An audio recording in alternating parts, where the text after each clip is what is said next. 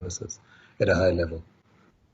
And then lastly, Chair, I'll speak to the capital program at PRASA, which is an important area that I would like the committee to bring to the committee's attention. That would be then, where we would end off with regards to the submission. Next slide, please.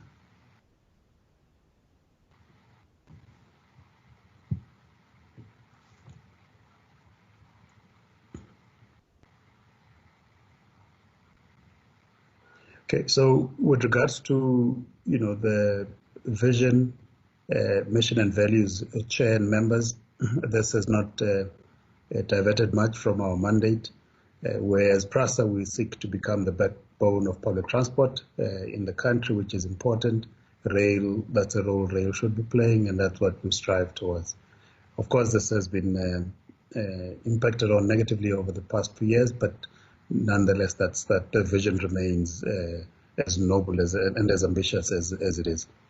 Why PRASA exists, that also doesn't change, Chair, to provide safe, reliable, and affordable commuter rail to our passengers, long-haul rail, passenger rail, as well as intercity bus services, which we provide through AutoPAX. So that becomes key, and it needs to cut across through everything we do. There are a number of values that are outlined that we need to adhere to around fairness and integrity, issues around teamwork, and a lot of other values that are very noble. Again, I must say, Chair, that given the state that PRASA has been in, we'll actually realize that we would not have necessarily adhered to these over the past few years, and that's what we're working, to turn around. Next slide, please.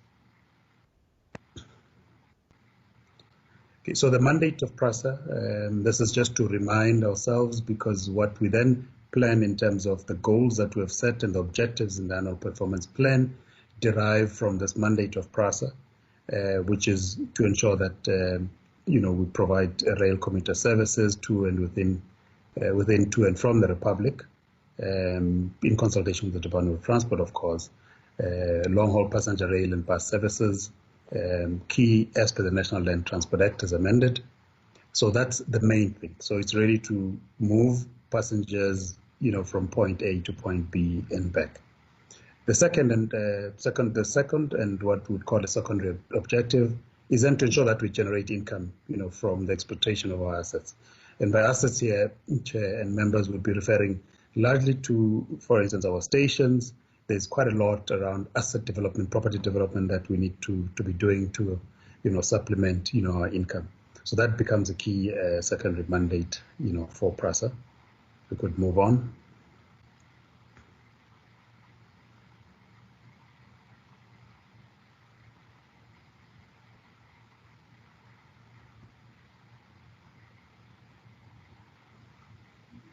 Are we still on?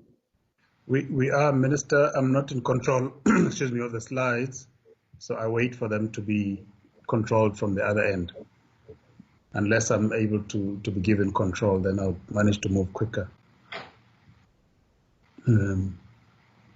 So then there's a link to the National Development Plan, and with regards to that, I just want to draw the committee's attention, to the third bullet where we talk about our contribution to the NDP, and largely focusing around issues of employment, ensuring that we reduce the cost of living, through affordable rail fares, environmental issues, through lowering our carbon footprint. As we know, rail is a mass mover, and as the mode that it is most able to, reduce greenhouse gas emissions, at least make a good contribution, a positive contribution towards that.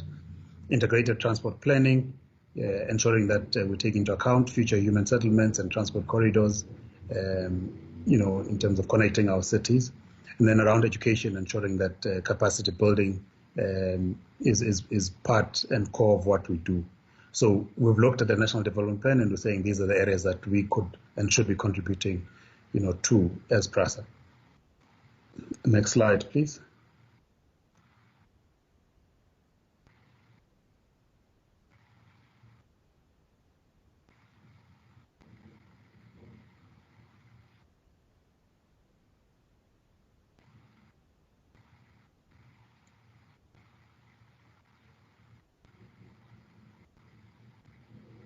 Can I have the next slide, please? Okay, thank you. Then on the medium-term strategic framework, we've looked at the priorities that are relevant to us and those that we could contribute to as PRASA. Priority 1 speaks to economic transformation and job creation. That's one area that we think is relevant in terms of access to job opportunities, as well as looking at what we could do through our capital program. Education, skills and health, that's priority 2, focusing on training programs for customer services, security, as well as train ops operations. And then priority 4, spatial integration, human settlements and local government, very important for us in terms of the contribution we can make with regards to that, knowing the history that the country has with regards to the settlement patterns. So addressing the declining public transport system, focus on interventions to make public transport more affordable and reliable, very important. And then priority 6, chair and members, looking at a capable, ethical and developmental state where we need to ensure that we restore customer confidence. Now, strategic outcome-oriented goals. So we effectively have 2 key goals with regards to our APP, and those are aligned as indicated to the priorities, the MTSF as well as the National Development Plan. So the one goal is around rail and passenger transport, or at least creating one that works, rail and bus passenger transport, that is. And here we're looking at rail and passenger transport, bus transport that is safe, affordable, reliable, through Metro Rail, our mainline passenger services, as well as Autopax, which is our bus division, through maintaining and modernizing the rolling stock, our bus fleet infrastructure, facilities, stations, and security. So the whole host of them need to then work towards ensuring that our passenger transport service is reliable, safe, and affordable. And then the second goal, chair and members, is around a capable organization. And this is very important.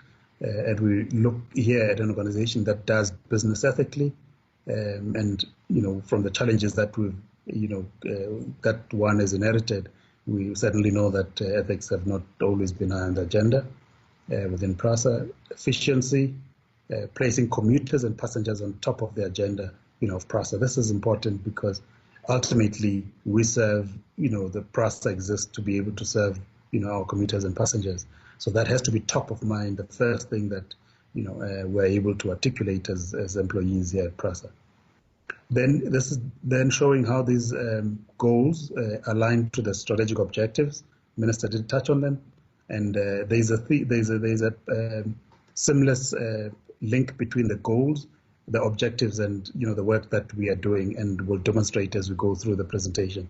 So the goals are the 2, rail and bus transport that works, and under that we've got 3 objectives. Service recovery objective in terms of ensuring that we improve our service, safety and security, and the safety not only speaks to it speaks not only to safety of passengers, which is very important, but also it speaks to the safety of our own employees who do get exposed to acts of violence. And then the third objective linked to that goal is the capital program and modernization acceleration. The capital program at PRASA has been delayed by a number of years, and we'll look at accelerating that, and we'll talk to it as well as we go through the presentation. So the second goal around a capable organization, there we're looking at governance. Governance has been very compromised in the organization over a number of years. I suppose the fact that we are under administration, speaks volumes to the level of governance in the organization. And then the second linked objective to that is revenue enhancement and cost containment. We've seen declining fare revenue on the rail and bus side over the years, and our costs have actually increased over the period, which makes for a very difficult operating arrangement. So just to touch on these issues then, so the strategic objective, so we've got the goal around rail and bus transport that works, and linked to that then is a service recovery objective, where we seek to ensure predictable and reliable train and bus services through operational planning and recovery of the fleet. Ultimately, the fleet is the tool of trade, for PRASA as a passenger rail operating entity. And that then finds expression through Metrorail, our Metrorail service, our mainline passenger services, which is also known as Socializer Mail, as well as Autopex, the bus service, which has Translux and Intersight, as the services there, and infrastructure, facilities, and the stations, for rail. So effectively, there we've got, as I indicated, the three, areas, and under those we've got a number of programs that are key for us. For instance, on MLPS, we've got locomotives and fleet that we need to upgrade, as well as issues around the Transnet interface. So we, together with Transnet, so we own the metro network largely. Transnet owns the long-haul network, and we have arrangements where we use their network for long-haul, and they use our network when they enter the metro areas. So there are interoperational issues there that are very key. On metro rail, rolling stock and infrastructure is important. In terms of new fleet, as well as the maintenance of existing fleet, stations and facilities, and as well as the recovery of the lines that we spoke to. And then on Autopex, ensuring that we've got a growth strategy, a turnaround plan for Autopex, given the difficulties that it has experienced, and a big part of it talks to the bus fleet and what we do about that.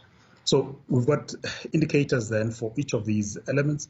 So for service recovery, we've got a number of indicators and some targets in terms of the medium term. So for instance, if we talk about the recovery of the Central Line and Western Cape, initially there we had the targets that by 2021, later in the year, would have a limited operation and a full operation, in the following year. So that also applies to the recovery of the Mapopane corridor. And then the other indicators that we have along, that's the left column, train sets availability by year end. For instance, we would have for 2021 192 train sets that would need to get back into service.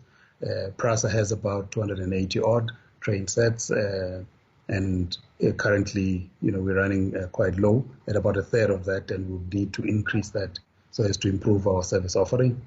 And then also train trips scheduled for Metrorail for this financial year. We've got targets there in terms of the number, 424,000.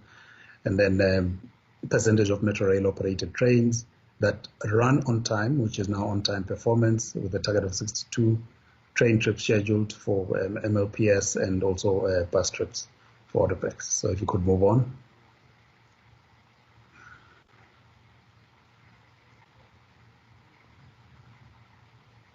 Okay, so the next objective speaks to safety and security management, where we're looking to improve safety management in line with the Railway Safety Regulator requirements, security of the PRASA asset base, and implementing security technology, physical security and integration. And this becomes key for us because our network, which we utilize to transport our customers, over the period, has also been vandalized. So we've got a dedicated focus in ensuring that we restore security to the network as well as to our passengers and staff. So there are a number of initiatives on the safety side, looking at positive safety culture, digital documents and records, human factor management. Then we're looking at security, ensuring that we've got proper IT systems, safe and secure operating environment, investigations into some of the security issues. And I think in some instances, we've been able to make some breakthroughs through arrests. And in some instances, I think, we find, foul play with even some of the people that are working from within. And then professional security, at least we need to professionalize our security, and we're working on that, as well as screening and vetting issues, not only for the companies, but also for employees internally. Indicators for safety and security. We're looking there at a number of occurrences, rail occurrences that are reported to RSR, reducing those, per annum, looking at about 1,333 as a target for this year. Conditions set by RSR in terms of permits that are closed. We want to hit a 100% target. Directives issued by RSR for completion in financial year close. So every time the RSR issues directives, we would want to work diligently to ensure that we quickly attend to those. And then number of occurrences as well that are reported. There's a target there of 4,521. If you could move on, please. Okay, so and then on the capital program and modernization acceleration, Chair and members. Mpondo, you must just realize that due to network, they are a bit slow in terms of moving with you. You can just press ahead. We have the presentation, otherwise it has been sent to us. Oh, is it okay? Sure. All right. Thanks, Chair. I'll go through. Okay, so on the capital program, modernization acceleration, here we're looking to develop a capital implementation process and implement such to accelerate service recovery, which I've talked to, as well as delivery through modernization of the rail system. So the number of, again, programs here around capacitation of the CAPEX program, and we'll actually talk to what we're doing on that score later on as we talk to the key programs. Corridor modernization, rolling stock fleet renewal program is one of the items that we are working on, signaling, as well as the properties and stations. So the next slide then around this capital program, there's just a typo there at the top, which should read capital program. The indicators there being the capital spend in terms of what we're looking to spend, per annum. Target there of about 13.3 billion, which is quite a bit. I think the minimum that we're looking at is 7 billion for this particular year minimum. So rolling stock fleet renewal program, a number of new trains that we need to be receiving. According to the plan, we should be looking at 35 trains per year. Of course, we'll have to review some of these given some of the challenges, but that would be the target. Signaling commissions completed per contract. Signaling very important for us because the manual authorization of trains creates problems. Of course, there could be accidents, but it also delays, our operations. Then the general overhaul of metro rail coaches that needs to be completed. We've had a delay here last year. That's even prior to my coming through.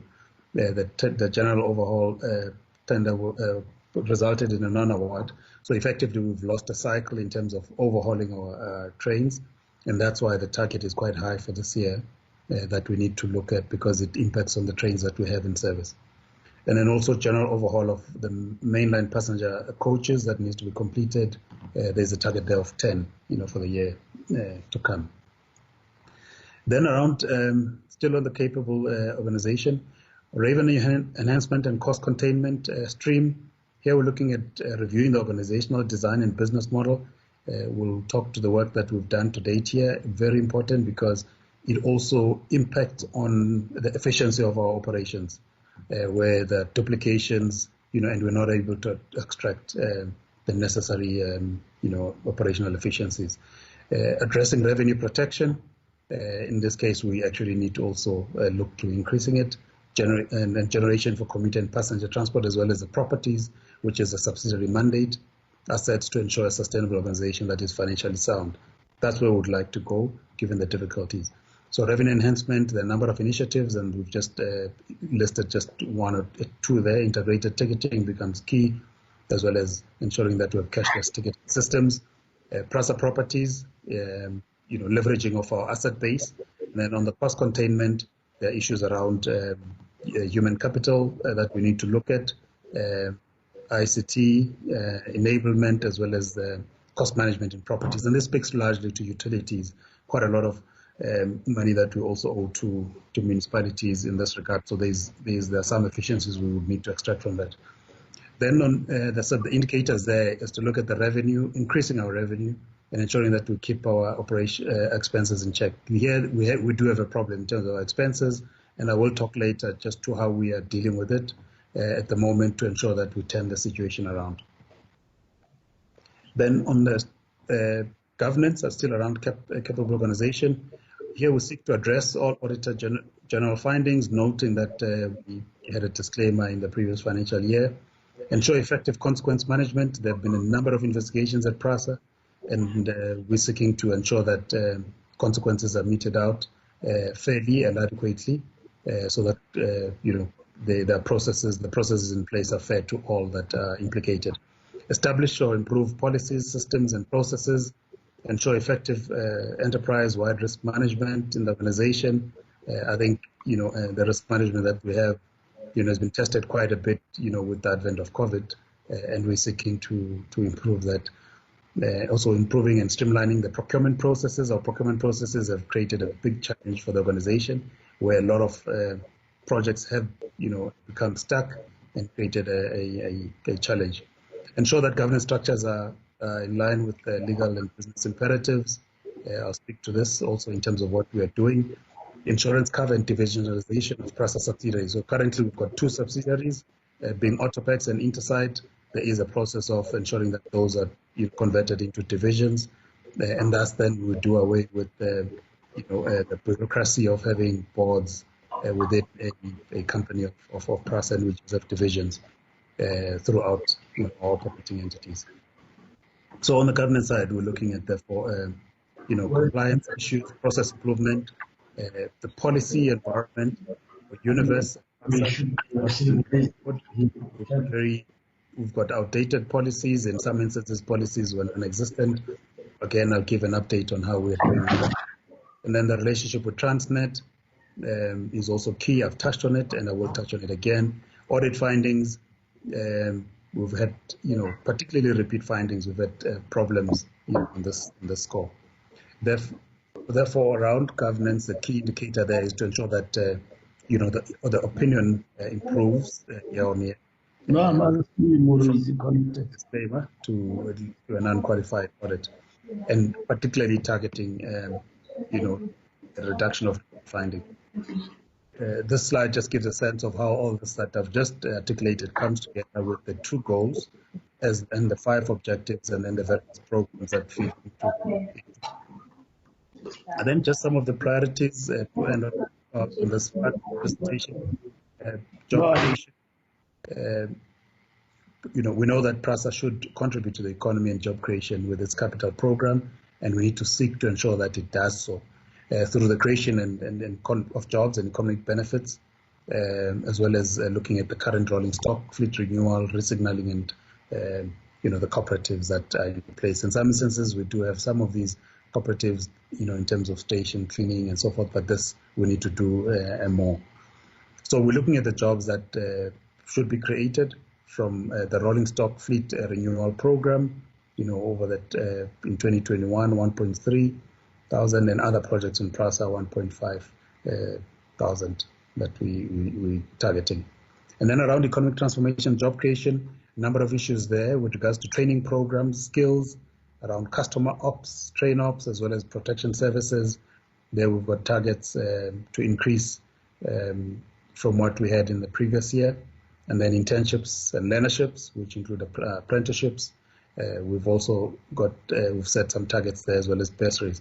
However, I must say here that given the financial situation, it also makes it difficult for us to move quickly on these, but we'll look at them, review them in light of the financial situation, but those will still remain core, because we cannot simply because of the challenges, ignore what the important things that we need to be in place. And then lastly, on this section of the presentation, just some of the key, indicators that we're looking at. BEE compliance spend as a percentage of identified. For instance, we're looking at around 60% per annum. Qualifying small enterprises, we want to target 15%, together with the EMEs. That's another 15%. So when we actually work out and then develop the specs or specifications for these projects on project by project basis, that's the, those are the kind of targets that we would be looking at. So the specifications that we put out need to be clear around these issues. Of course, we will not be seeking to contravene any legislation, but to ensure that we build and are able to ensure that the social imperatives of the country, are met. And then we talk about black-owned companies. The spend targeted for those at 9%, black women-owned at 60%, as well as enterprise and development spend at 2%. We'll move on, Chair, the administrator's turnaround plan. Now, just to locate this, and this all fits in and draws from the APP that we've developed. So it's tying up the APP the mandate that the Minister has provided me and the team, as well as the work that we are undertaking on those 5 objectives that we spoke to. Just quickly, the 9 areas that the Minister has indicated that I need to specifically look at, and they might sound repetitive, but it's important because they're key. The one looks into addressing all matters raised in the AG's report, ensuring that there are no repeat findings, which has been a big problem. So that's one. And then also looking at a second issue there, improving operational performance at PRASA. The operational performance has not been anything for us to smile about in the recent past. That's an area of particular focus. Ensuring that we expedite implementation of programs such as fencing. Our network is very porous at the moment, and we need to ensure that we put on appropriate fencing to protect our network, because through doing so, we protect our revenue as well. Signaling, pairway upgrades, as well as station upgrades. Then the 4th area speaks to security interventions across all corridors, ensuring that the corridors are properly secured from a personal security point of view, as well as the technology we need to put in place. And then undertaking a review of the organizational design and business model. I indicated that this is work underway, very important also because the inefficient business model, operating model, makes it difficult to achieve a number of important things that need to be achieved. And then 6, ensuring that the capital program is capacitated, and doing so and working with other entities. I will touch on this and report on some of the progress we're making in this regard. And then also building capacity to support interventions aimed at recovering the system, ensuring that we have appropriate supplier panels through competitive bidding. And this speaks to an issue around lack of capacity internally, where the capacity, particularly in the technical and engineering areas, over time has been eroded. And therefore, because it will take time for us to rebuild that fully, in the meantime, we then augment with these panels, from the market. And then 8, ensuring that we attend to issues that require engagements with our sister entity, Transnet, to unblock blockages that negatively affect on operations. I did mention that there are areas where we operate on their network and they operate on ours. Those issues that have been so for a while, we need to look at them, discuss with them, and we've started that conversation, and I'll provide an update. And then lastly, ensure that consequence management is effected and provide support to investigations that are currently underway by law enforcement authorities. We are doing this, and I will provide an update. So, Chair, as I move on to the next slide, this is really to give a sense of how we knit this together in terms of that mandate, as well as those objectives that I mentioned, the 5 objectives, which have, are actually subcommittees of EXCO. So, all these issues are therefore on the radar at all times that we meet, so that, we implement what we had promised to implement. So I'll then move on. Now, when I say talking about the broken business, this is really just to create context in terms of what one has achieved, what one assessed when they arrived. And this is as relevant as it was earlier on in my tenure as it still is now. So after I'd made my assessment in January, Chair and members of PRASA, I characterized it as a broken business. So I indicated this was largely due to the systematic erosion of value that the business had experienced over a number of years. I then made the commitment that we as PRASA officials do not have a choice but to bring a semblance of order to this important institution while striving to deliver value to our customers. Then I've articulated and indicated what some of those issues are that contribute to the broken business, and just touching on them and not spending much time. Organization has seen countless changes at CEO and board level, I imagine, since around 2015 or so. Questionable decisions have been taken by leadership with disastrous consequences. Little or no consequence management at PRASA. So their wrongdoing is noted, but nothing is really done about it fully, except for some isolated cases. No proper record keeping. In some instances, you don't find records, and I think this has also been quite apparent in the past year, even when PRASA has had to engage with the Parliament or some of the committees. No adequate backup systems of information. Operating systems here are not fully deployed, whilst in some cases they could be non-existent. Policies, I mentioned the policy universe, standard operating procedures, problem. Inadequate SAM processes contributing to hampering the procurement of goods and services. Also poor implementation and spend on capital. I think, when I was last year around December, out of a budget of about 12 or so billion rand capex, only 10% of that had been spent by that time. So one can see this low rate of expenditure. Irregular expenditure remains high. Repeat findings keep on increasing and not addressed, and then exorbitant long-term outstanding liabilities. I think this will also then touch on.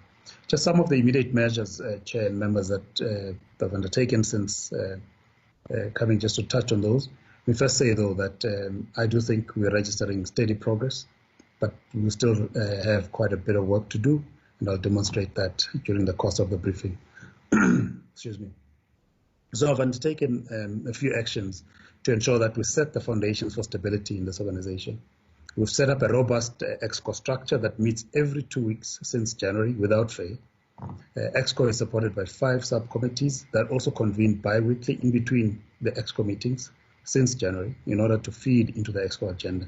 And those objectives that are in the APP that lead to those goals, the 2 goals that we spoke about, are at the center of these deliberations and the work that we're doing. You'll note that the progress update, therefore, is structured according to these subcommittees. I raise this, Chair and members here, that because it is a fundamental requirement for instilling proper governance at PRASA, which had, for all intents and purposes, been compromised over the last few years. I've also bolstered the Office of the Administrator, that is the office that I occupy, by appointing a team of seasoned technical advisors, Chair. These professionals hail from government departments, state research institutions, as well as industry. And just to give a sense of who these are, and where their focus areas are. On the finance, I've got Mr. Krishna Govinda, who's an experienced chartered accountant. On the supply chain management side, we were quite lucky. I made a request to National Treasury for secondment of one of their SCM staff members, and they were kind enough to second Mr. William Matebula, who was the acting Chief Procurement Officer at Treasury at the time. On the legal advisory, I then requested the DOT for a secondment, and Mr. Sifiso Smelane, who's in the legal department within the DOT, has been seconded as part of the team. Stakeholder engagement, comms and business performance, Ms. Pelsa Kom was an economist. And then on the rail and bus operations, I requested the CSR for secondment, and they sent one of their preeminent transport engineers, Dr. Mateta Mukwanyama, who's assisting us, working with the team. And then on the technical engineering, Chair and members, Mr. Temba Kamane, who's a civil engineer. So these professionals have also strengthened EXCO capacity, as there were a number of deficiencies at this level. Now, I'd said I'll touch on this, Chair. We've triggered a number of key partnerships which seek to build strong operational relationships with other entities of state that we interface with. And some of those key examples that I would like to highlight relate to Transnet, and we'll talk about some others when we get into the detail. So here, historically, Chair, there have been a number of unresolved issues between Transnet and PRASA, and this is since the separation of passenger services from Transnet, which date back to around 2006. This has had a detrimental effect for both parties as a result. So recently, the CEO of Transnet and I, together with our teams, have met, and we've set up a number of work streams that are focusing on mutually agreed business critical items. This process is going to strengthen the operational issues between our entities, and I'm quite confident, Chair and members, that our collaboration will be for the benefit of the South African public. So we're making progress on that score.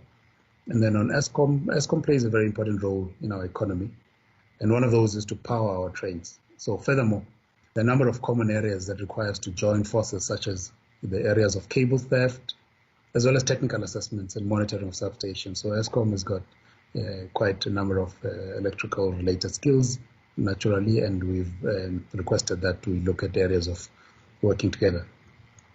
So the CEO of Eskom and I have met together with our teams, and we've agreed to work together and set up a number of work streams that will enhance our synergies. And then with regards to security and enhancing our security capability, we've engaged with the South African Police Service with the purpose of strengthening our relationship, as we have an MOU that we entered into in 2019. So such, Chair, members, there will be a force multiplier in our environment through some special operations. It is therefore important to emphasize that PRASA's rail and station infrastructure serves as an enabler to various economic sectors. It therefore goes without saying that as it is in all our interest to protect these assets of national importance and keep criminals very far away from them. It's not just for us as PRASA, but they are national assets. And I must say, Chair, we're also investigating and looking at ways, together with SAPS, where we could designate some of our infrastructure as national key point areas. We've also moved to institute consequence management on a number of matters cited in various investigations reports at PRASA, as I indicated or alluded to earlier. To this end, we've suspended 12 senior members who will be undergoing disciplinary action. Where instances of possible corruption are picked up, these will be handed over to the National Prosecuting Authority. There are also a number of matters that are being processed by ourselves, together with SIU, as well as the Directorate for Prior to Crime Investigation. So there are more issues that we are looking at over and above the ones that we've acted upon. There have also been quite a number of vacancies at executive level, so arrived to about 7 vacancies at executive level, and we have completed the process of filling the majority of these, 6 of these, or 5 of them. Over the past few weeks, we've undertaken a fairly rigorous process of identifying suitable candidates, and we will, in the course of this month, make announcements in this regard for PRASA Rail CEO, PRASA Tech CEO, Autopack CEO, Chief Information Officer, as well as the Company Secretary Chair. I made a lot of, alluded to this and made reference to it quite a lot. Over the past 10 years, we have seen a steady and sharp decline in fare revenue, which has necessitated an increase in the operating subsidy in the organization. So, on the other hand, though, our expenses have increased unabated.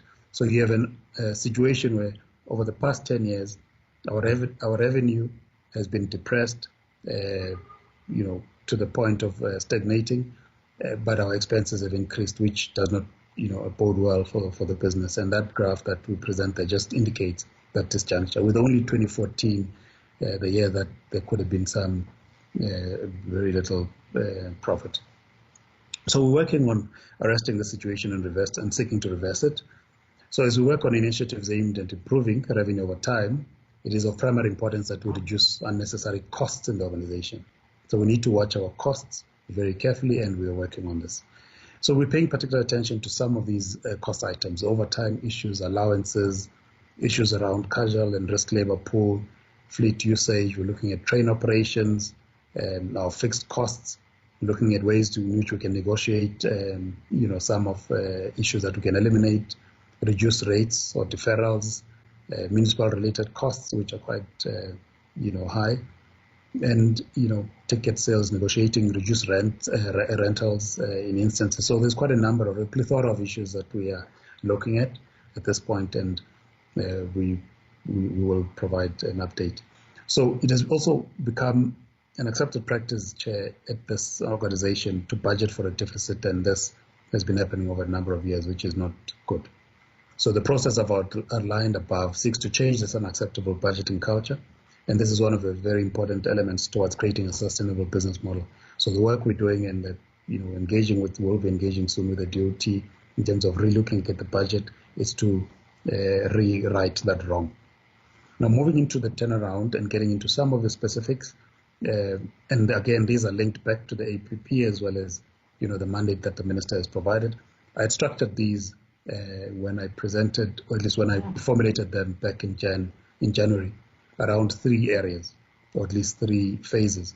The first phase, over a 3-month period, looking at bringing stability and order in this organization. A lot of instability, there's a lot of disorder, there has been, and looking at providing that so that the organization can function and be able to do the things that it needs to do. We'll talk to that. The second, over a 6-month period, would looking at accelerating execution of projects. As I indicate, projects have not been moving over the past couple of years.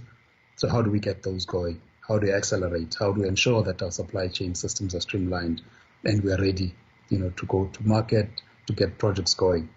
So that speaks to that.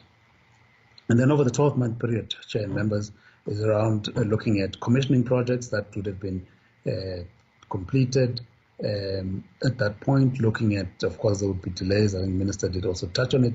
Then we look at creating business continuity and then handing over what would be a stable business, a business that has order in it, that has the foundations for creating a sustainable rail service. So those are the three, and I'll report on those, Chair and members, as we go through. So if we look at the 3-month program, and I'll focus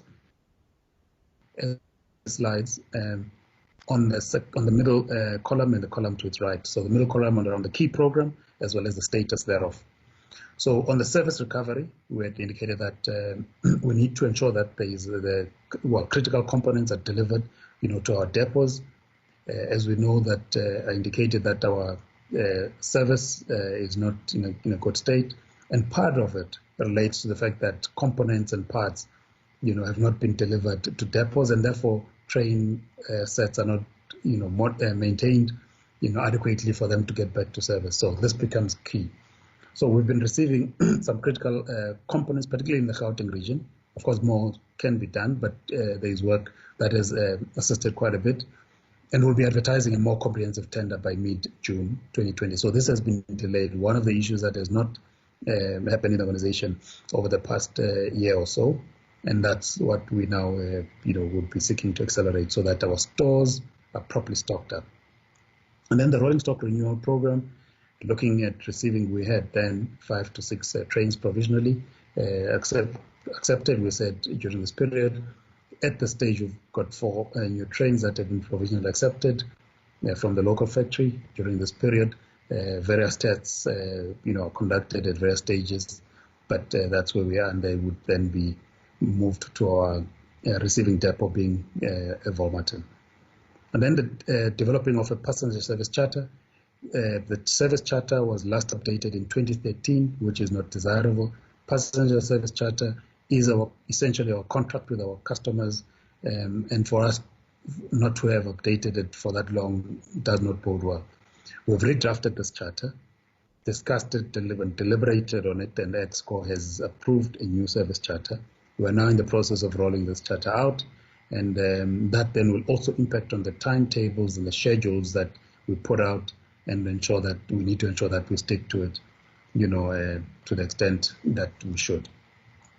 These technical work streams and operations and that speak to these picture to our relationship with Transnet. The work streams are referred to, so on the technical, operations, property and assets, manufacturing and commercial. Those are the streams that we're focusing on the issues that bind the two entities, and we'll find resolutions there, and hopefully we'll enter into a new agreement with our sustained entity. So we've developed terms of reference, adopted, and work plans and activities and milestones have been finalized by each of the work streams, and they will be working in earnest. The acting CEO of PRASA Rail, as well as the CEO of Transnet Freight Rail, are leading this process.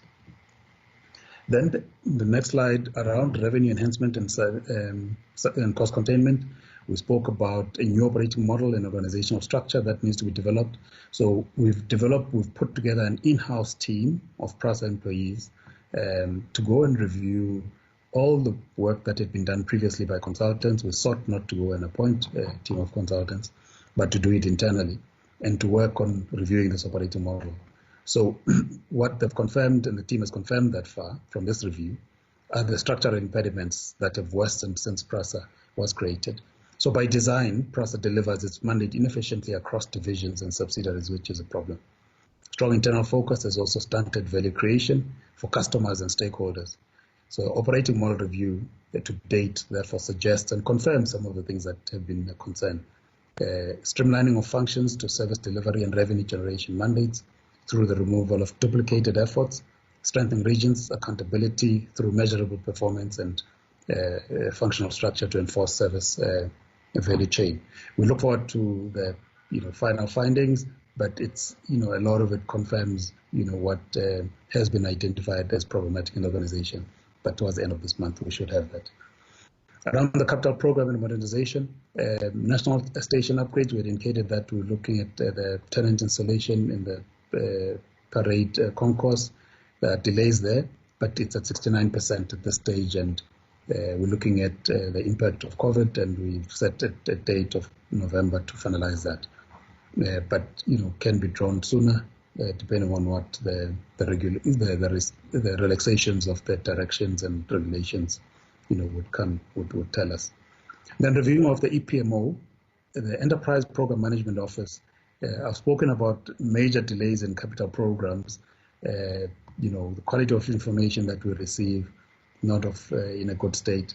So the EPMO, Enterprise Project Management Office, becomes very key in terms of ensuring that we are able to have a good view of these projects and are able to identify specific interventions. So we've set this up, we've developed a plan for it, and this has been approved by EXCO. We are busy rolling this out, and this will ensure close monitoring of project delivery, and also ensuring that the information that comes through the organization, through to shoulder representative of the Minister of Transport, as well as the Portfolio Committee of Transport, is of good quality. So this is a welcome move. Then also we have indicated around sourcing uniform clothing for security personnel, where we had a situation where some within PRASA, some personnel might not have uniform. It might seem like a minor issue, but it actually isn't, because security need to be able to be identifiable. And here we've developed specifications and compiled for this specification committee in preparation for tender advertisement. Delays here will not only speak to this aspect around SCM issues, a whole lot of issues that we had planned and are ready, for the specifications, evaluations, and adjudication committees, have been awaiting, the relaxation of these, and we are considering and send, deviations that we will request on some of the most critical areas, so that we can try and avoid further delays. But that would need us to contact Treasury through the Department of Transport. Okay, development of a security strategy. This has been done, and this is aimed at ensuring that there is an integrated security management plan, that security is not just about a response from a security point of view, but the rest of the business needs to also come in. So that has been developed, and we're working on that. And part of what I discussed with regards to our engagements with the SAPS, also, emanate from this. I have also appointed a Brigadier General Tebo Korakau, who retired, to lead and stabilize the security department. He's been in a similar environment at Transnet Trade Rail, and I think, he'll bring, a key, experience. Then on governance issues, updating of policies, I spoke about the policy environment and, how it has not been in a good shape. We've developed policies in this period that have been here, and these policies have found their way through the various subcommittees, and they've come through EXCO. So a number of them, and this list is not exhaustive, around supply chain management, fraud and corruption prevention policy. We've looked at various internal audit policy, lifestyle and audit.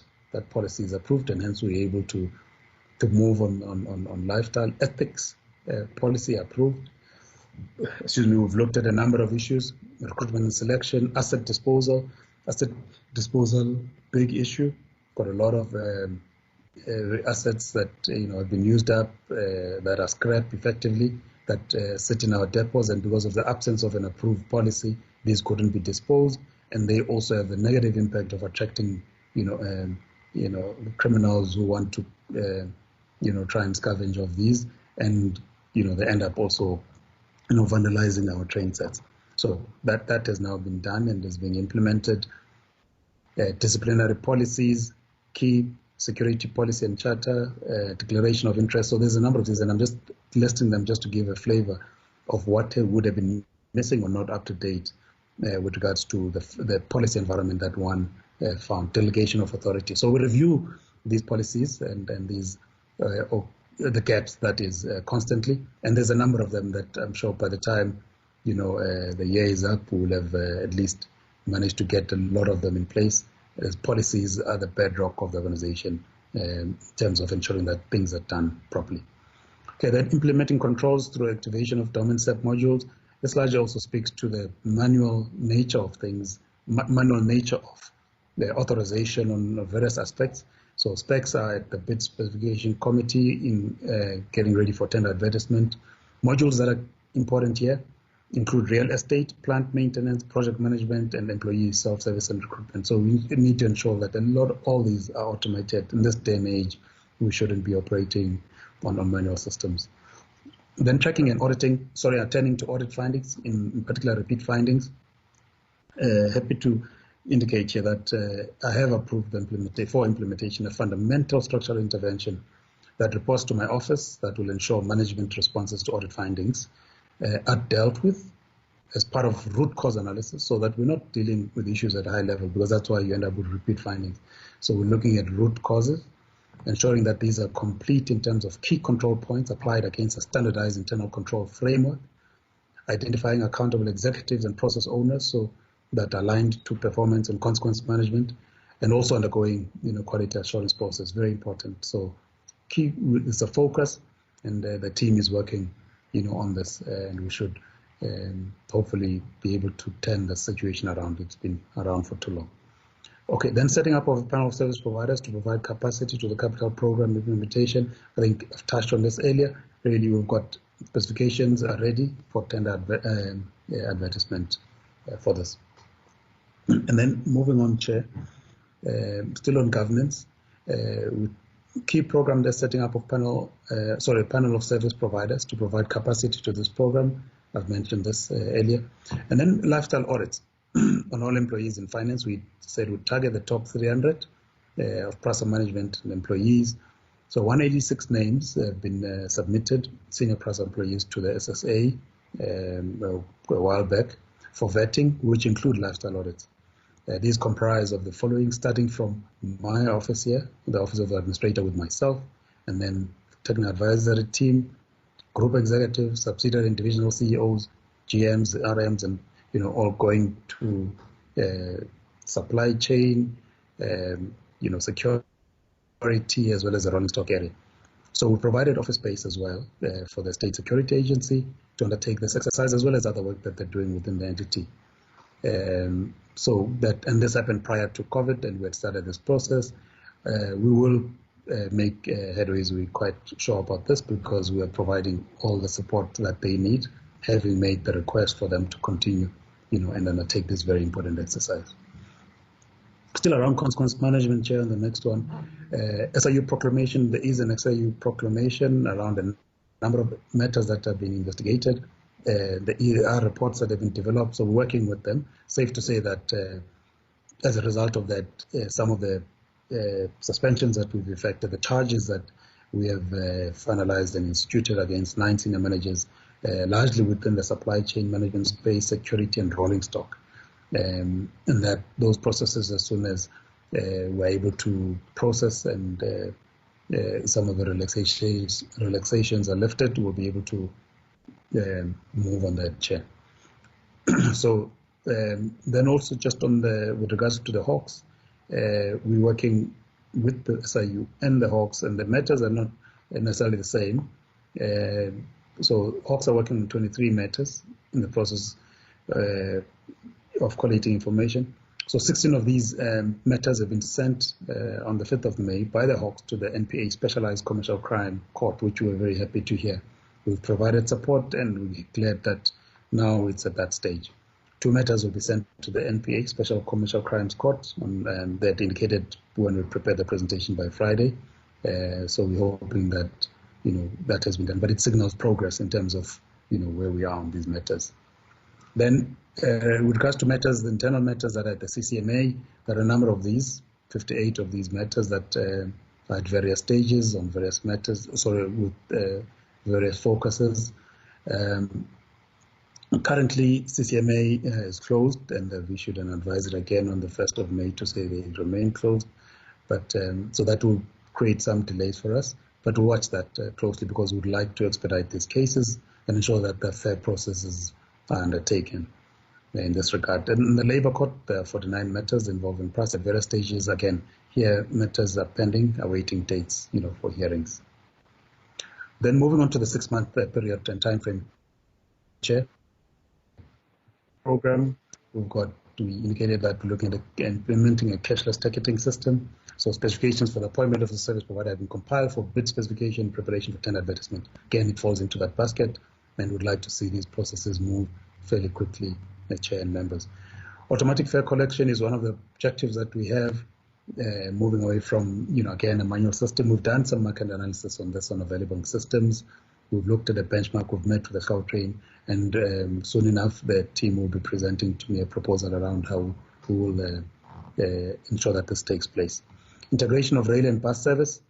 We've developed a short-term recovery plan for Autopex, and EXCO has approved this plan, and that will also look into, it does look into how we can better integrate our bus services into rail, but also in some instances in terms of the lines that we're recovering. There are some intermediate measures we would like to put in place around creating a road-based option whilst we're recovering the lines, and Autopex would then play an important role there in terms of substituting, the rail service. Okay, and then improved and predictable timetable for train service. I did touch on this when I spoke about the service charter. So timetables are being systematically reviewed for Metro Rail, MFPS, and Autopex to ensure that there is accuracy, consistency, ease of communication, and direct linkage to infrastructure and fleet availability. So these, as indicated, are informed by the service charter that has been approved by EXCO. And then moving on to new train service provided on the Pretoria line, Cape Town, Heathfield in particular, RSR, so on the Pinasport to Pretoria station line, RSR has approved for us there to operate, commercial service in the afternoon peak, and that is already has been taking place before the lockdown with the new trains or the blue trains. They've also approved movement of 8 train sets of the new trains, the blue trains, to the Western Cape. That approval we have, and we will be moving them. We were just delayed again, or at least hampered by the lockdown. There are 2 trains that are in the Western Cape at the moment of the new trains, the blue trains. So that would then make a total of 10.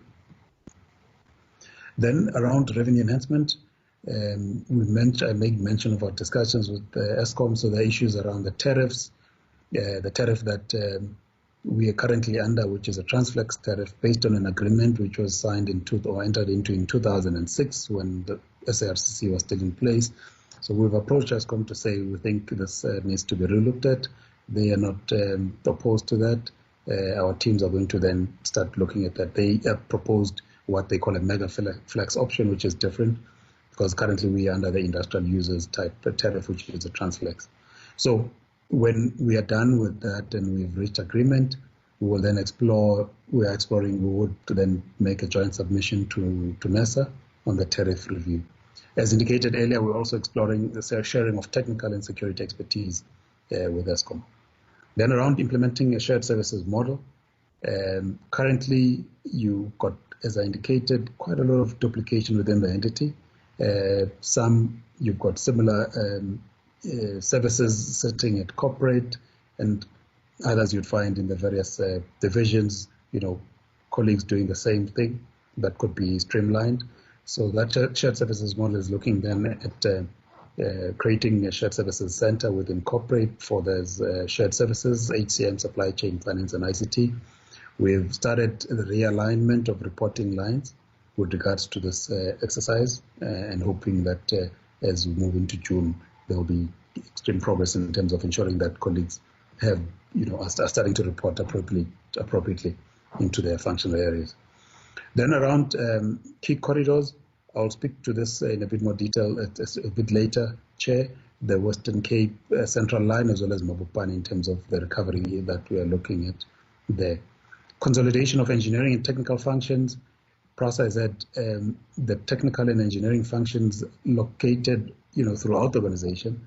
They are not integrated, and as a result has had a detrimental impact on the capacity of PRASA Tech to deliver services. So what we have done is to ensure that the technical and engineering type functions, capital programs, are consolidated into PRASA Tech, and that process is on the go. There is a steering committee that's overseeing that and reporting to me regularly. So capacity support and program and project management tools to this in terms of the EPMO, but yes, we are working on this and having business requirements developed and consolidated, and we'll have a good project management regime soon enough within the entity. yes, we're working and looking to work with gaining, from some of the experience that, Transnet has had, and we will seek to collaborate with them. On the safety and security, Chair and members, construction of modern control rooms, specifications are being developed. This is one of the projects that had been on the, cards, or at least was implemented, PRASA sought to implement a couple of years ago, but it never did, it was never completed. So we have to start on a new process. And this is key for security at our depots as well as our stations. So that process we hope to get the specifications complete and go to market soon, Chair. Implementation of security measures, looking at fencing and technology at priority corridor and hotspots. Specs are developed for security technology that will augment, our protection services. Depot fencing designs have been concluded, and we're looking to appoint a depot financing contractor, and that will be advertised around June. A lot of these are looking, in terms of our plans, Chair and members, we're looking at a lot of these projects going out to market. Hopefully, if everything goes according to plan, and we do get some deviations around June, July, thereabout. Then appointing of long-term security. We are working here with the SAPS as well in terms of augmenting, or at least reviewing the tender specifications that we have, which had some loopholes in them, in that we're not also able, to claim from the security companies that oversee a particular section when there's vandalism. We end up having to bear the costs. So those are the gaps that we're looking to close.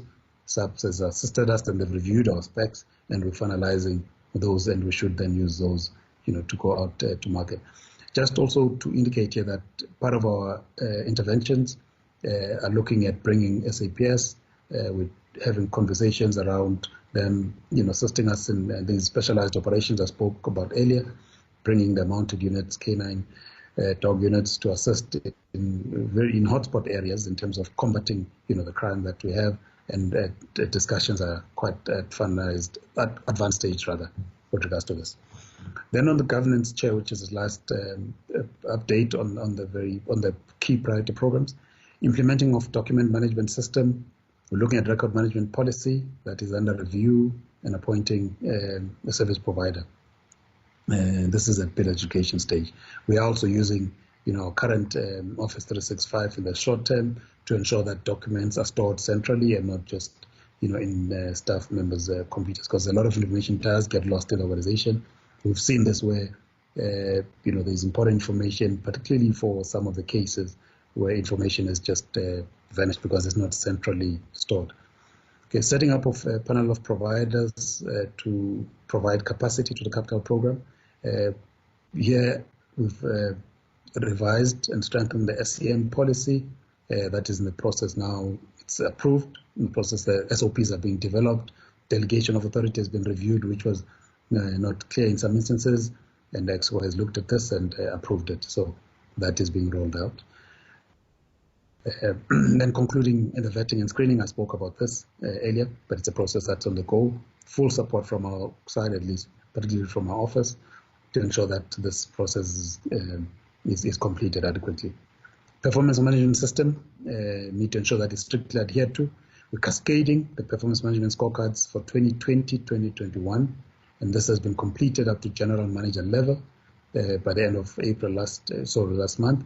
We're cascading now to these to assistant management level, and this will be completed chair and members by 30 June 2020. And then lastly, implementing employee recognition reward program. That's what they said we'd do. This is currently being developed and will be completed at the end of June, 2020. So, Chair, if I move on to the corridor program, I indicated, and I'm isolating the two corridors as announced by the President in the State of the Nation, and also, the Minister and I having gone to launch these programs. We've reviewed the program, but I just wanted to give a sense of what we had indicated initially. And we've reviewed this in light of lockdown, as well as the increasing theft and vandalism, revised dates. So initially, we had indicated that by August for the two corridors, both the Central Line and Mabopane, would seek to have a road-based interim service by August of this year, whilst the construction is taking place. And then around September, October, we would then start initiating a limited service, rail-based service, that is. And then next year, April, thereabout, we'll then have a full service. Now that has been delayed, so we've revised the schedule accordingly. We're now looking at this interim bus service around November, because we are also awaiting some responses. We've requested assistance from a finance point of view for us to be able to get those, the buses on the road. We're looking at November, and then phase 1 in March next year, which is the limited service, and then going into August for the full service. So all these plans are in place. It's a matter of just ensuring, or at least adhering to the regulations, and as soon as we're able to move on some of these things, we will. And where we are able to save time, certainly, we'll be able to fast track. So we'll review this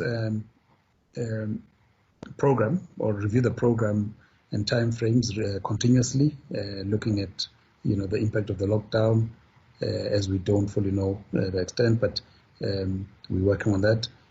During this period, we've also sought to refine and just improve and finalize our specs, and ensuring that everything is streamlined and ready, when the committees can sit and where the colleagues can sit and evaluate these, because it's difficult to do it virtually. You've got to be, in the office, it's loads and loads of paper, at least documents that need to be gone through.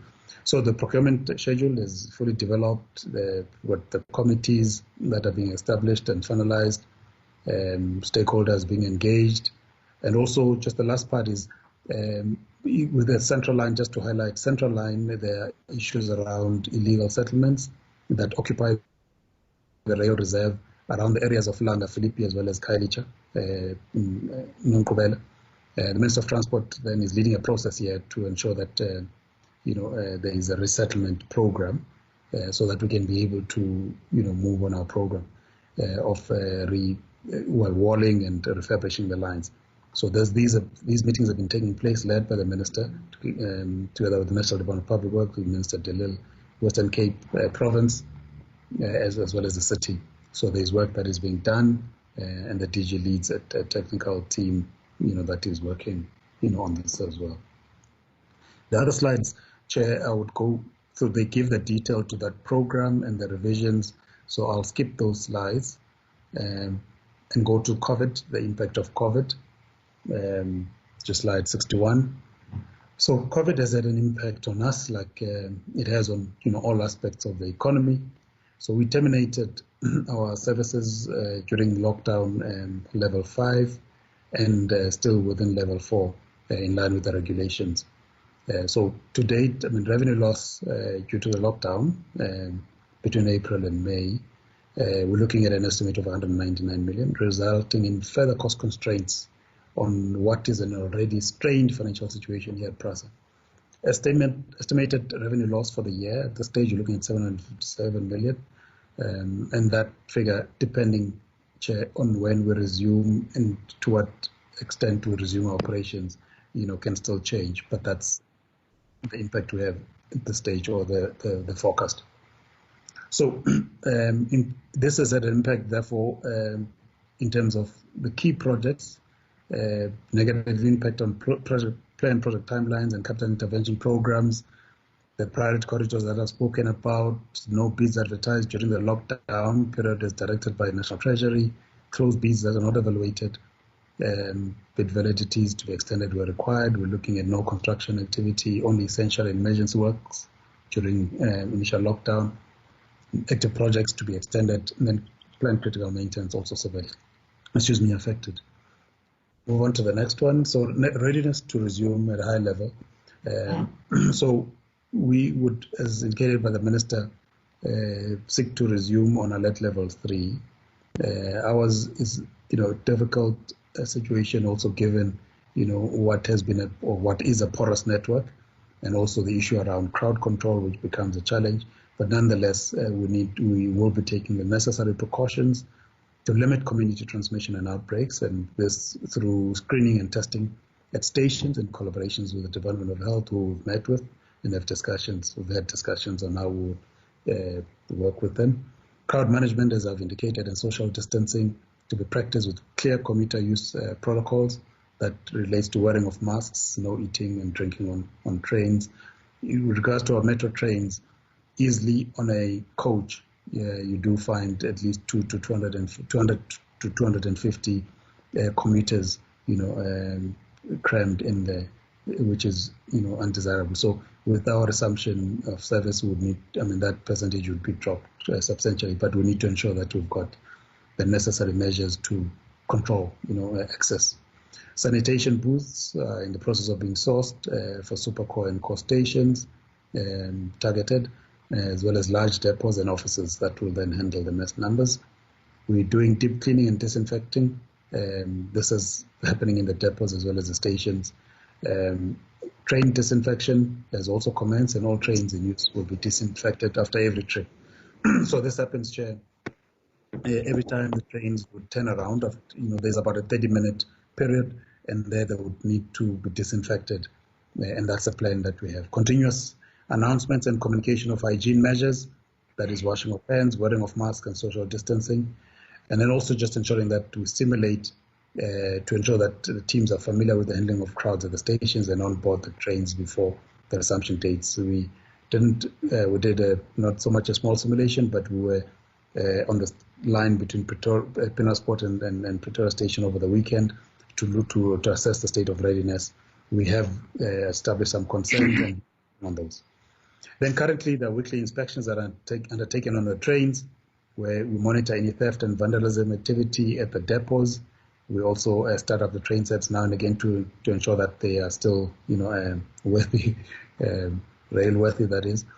Maintenance schedule developed, for the resumption of services. So as soon as that date approaches, then we up our maintenance, activity. We've had challenges also with regards to the maintenance, given that some of the suppliers had also shut down. But we're hoping that during, closer to the time, we'll then be able to get the program going.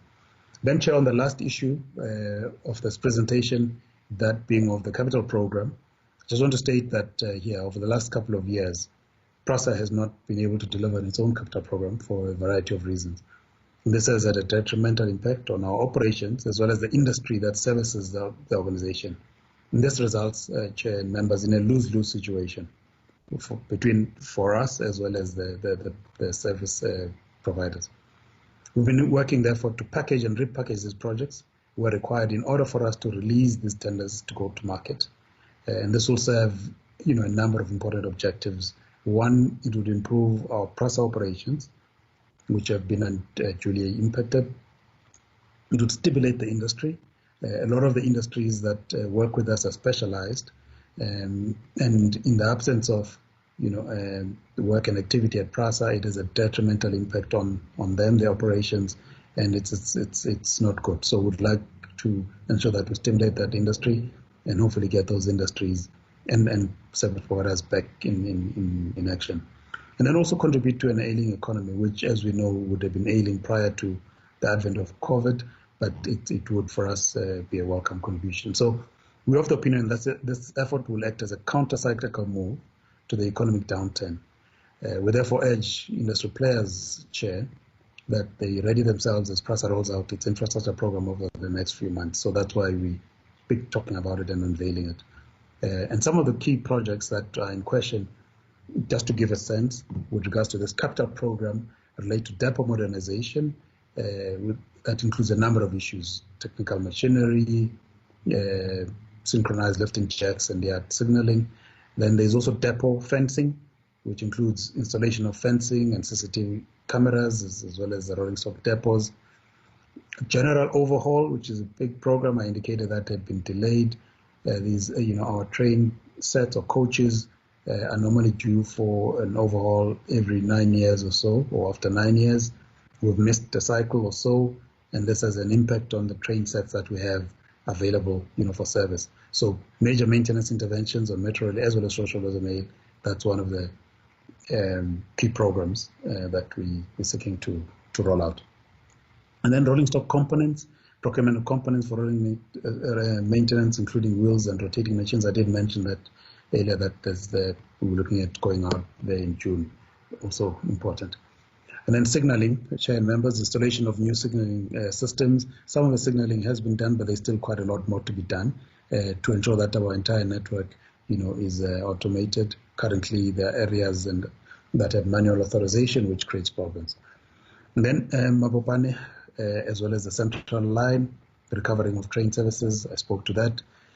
Overhead traction equipment, refurbishment. There's a lot of our theft and vandalism is targeted at our OHTE, primarily due to the copper cables, and that's what the criminals target. So there's a refurbishment of this is underway, but we're also looking, the engineering team has been looking at ways of finding, substitute materials, and that work is on the go, and we will soon, have proposals in that regard. Pairway rehabilitation, that speaks to the procurement of rails and on-track machines, big, relatively also important programs and big programs that will be outlaying. And then lastly, Chair, issues around the security program, deployment of security technology that relates to, CCTVs, security, armored vehicles, drones, to augment, our static security. And then the corridor walling, ensuring that we erect walls in between stations. As I indicated earlier during this presentation, that our network is porous, and porous as it is, it therefore, renders us vulnerable. But also we lose a lot of fare revenue through, those that don't access the station, the platform through the station. So these walls become important for securing, that network as well as our revenue. So, and then lastly, Chair, this is just to say that we're looking at the program that's minimum 7 billion rand, slightly delayed, but that's what, PRASA needs to inject into the economy so as to boost the local economy, reduce the rate of unemployment, And also, as I indicated, I would like to emphasize the revitalization of these rail-rated industries, that, we through not utilizing our procurement muscle adequately, have dealt a blow to them, which is, not good. And then provide sustainability to an ailing construction industry as well, with the kind of projects that we should be implementing. This should have made a difference, and it should make a difference now that we are focusing on this. I think, Chair, that deals with the update that we needed to provide, and I'll thank you.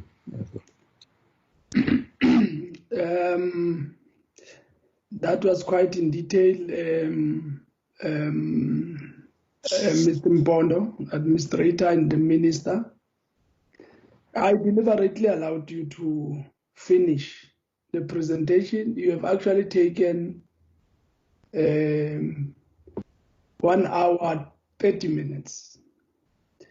And members should not ask themselves any question. That's how we do in this committee when we welcome somebody new, to make them feel at home.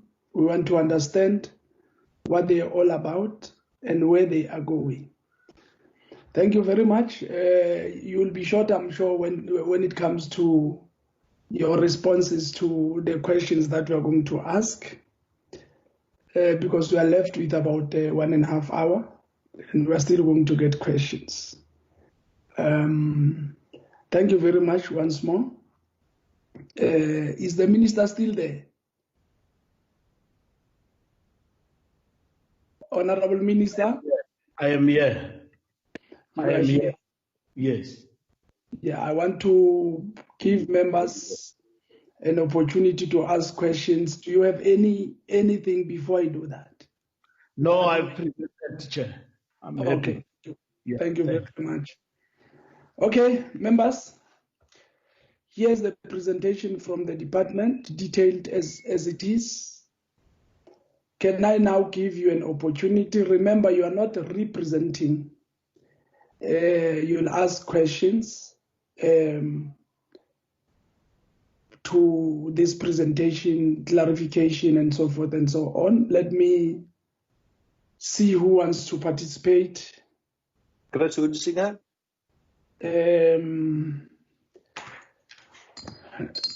I'm still old, kind of. So I must try and write these names so that somebody does not rob me in this business. Okay, who's the other hand? Lisa Manu.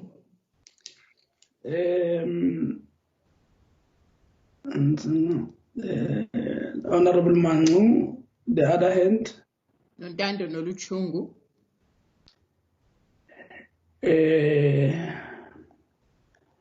The other hand.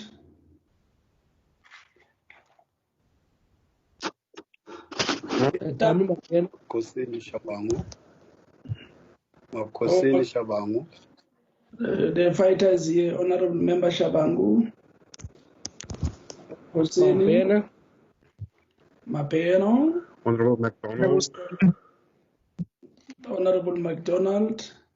Honorable Mike. Nontando Noluchungu. Noluchungu is number 3. Oh, okay, you've noted me. Thank you, Chair. Who's that? Honorable Mike. Hello. Hello, Honorable Stole. Oh, Honorable Stole. Honorable Ramadwa. Honorable Ramada. Okay. Are we done? Thank you very much. Okay, let's start. Honorable Hansinger, the floor is Honorable yours. Mike. Chairperson, Honorable May as well. Oh, Honorable May. Yes, thank you. Thank you. You're number last there. Honorable Hansinger. Thank you, Chairperson, and I want to acknowledge the presence of the Honourable Minister and Deputy Minister. And also, good day again, Mr. Mpondo. Thank you for the rather comprehensive presentation and explanation. Now, Mr. Mpondo, you were appointed in December, and we were quite anxious to engage with you. However, I'm glad that we do it at this stage, so that we at least have, some progress and development which one can put on the table, and therefore, have a look at. Controversially, I must add, being appointed, hence the court cases and so forth, and I would make a remark about that with questions later on. Now, I've been exposed to numerous turnaround plans and APPs and strategic plans for the past 6 years. So yes, indeed, as you mentioned as well, we should be increasing passenger numbers, but we are not. We should be increasing revenue. We should but we are not, and we should be developing economic growth, and we are also not. We should be addressing the declining transport asset system, but we are not. We should, in an overarching fashion, re-establish consumer and customer confidence, and we are also not.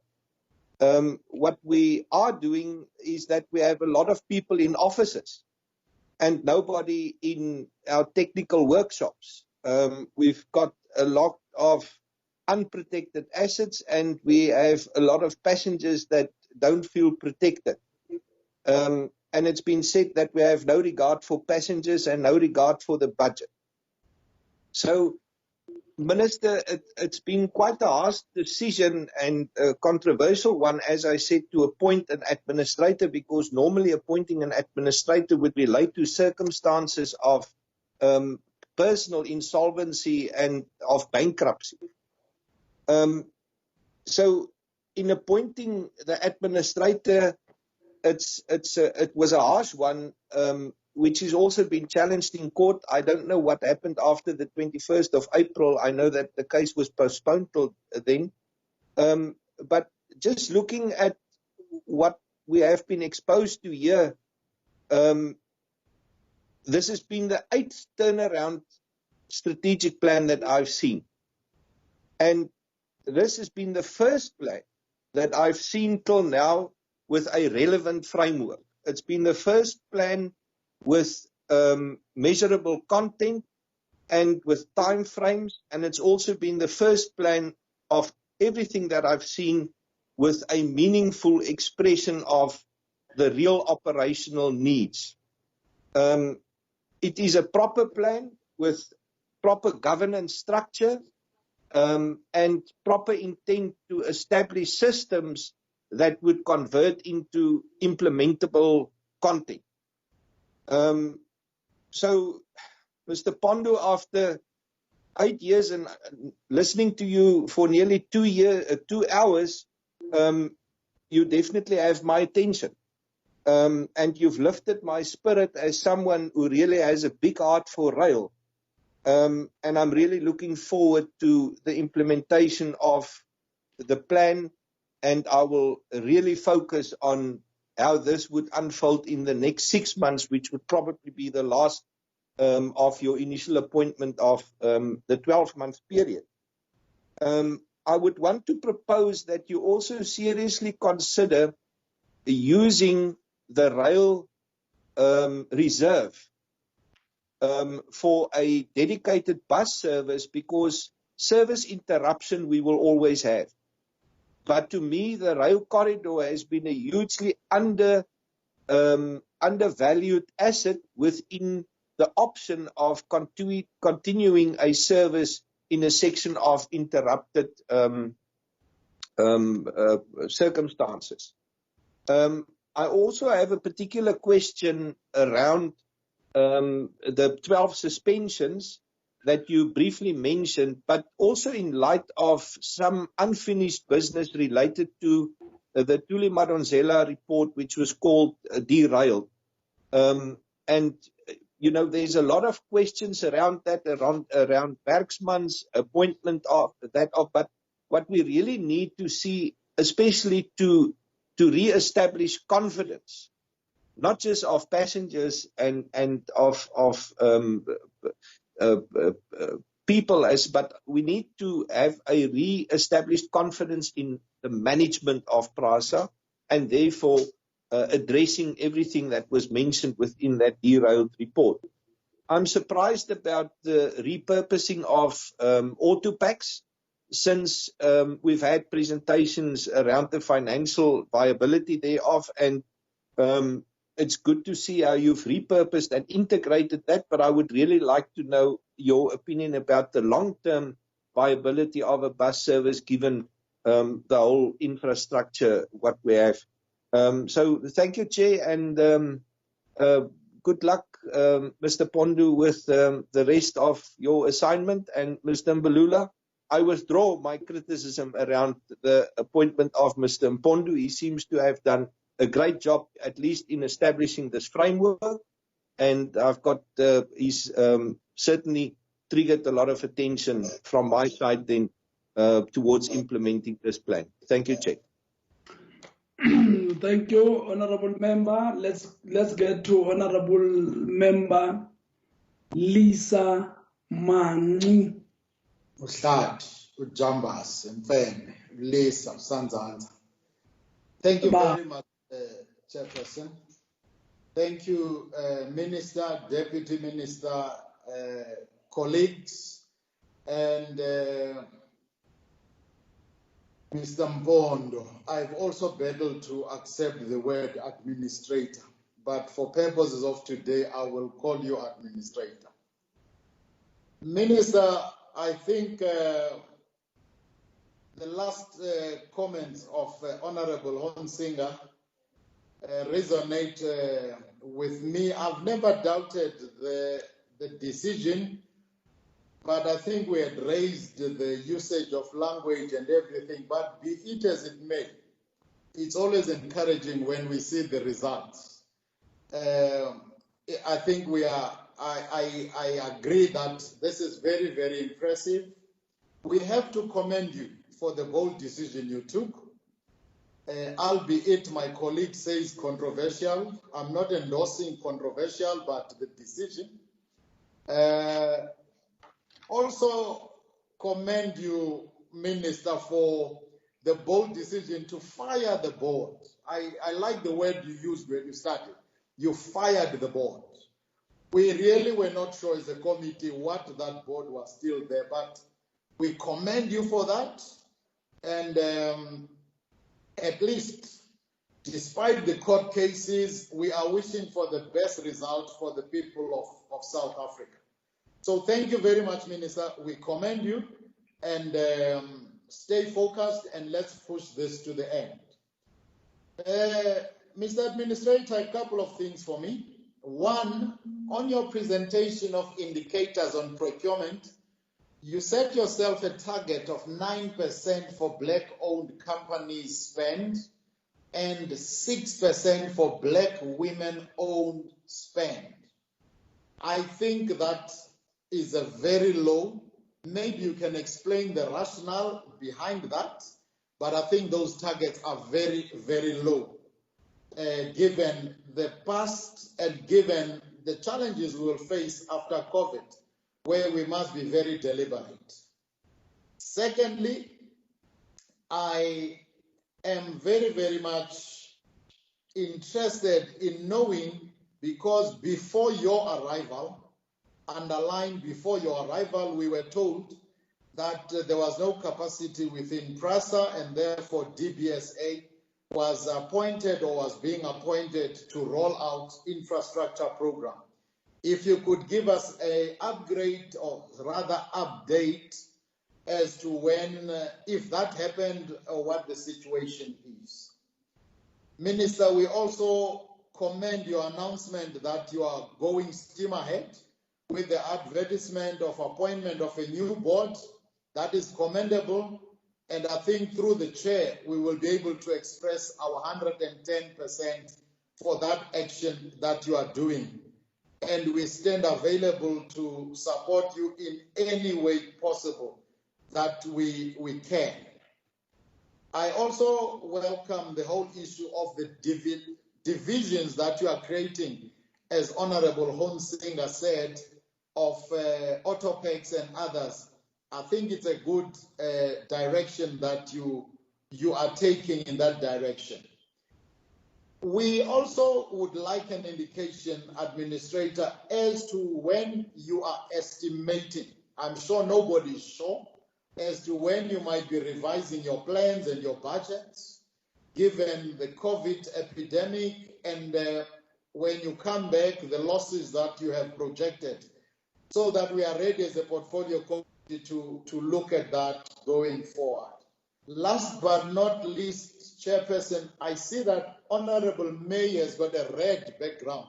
I don't know if there is anything to be read on that one. Thank you very much, Chair.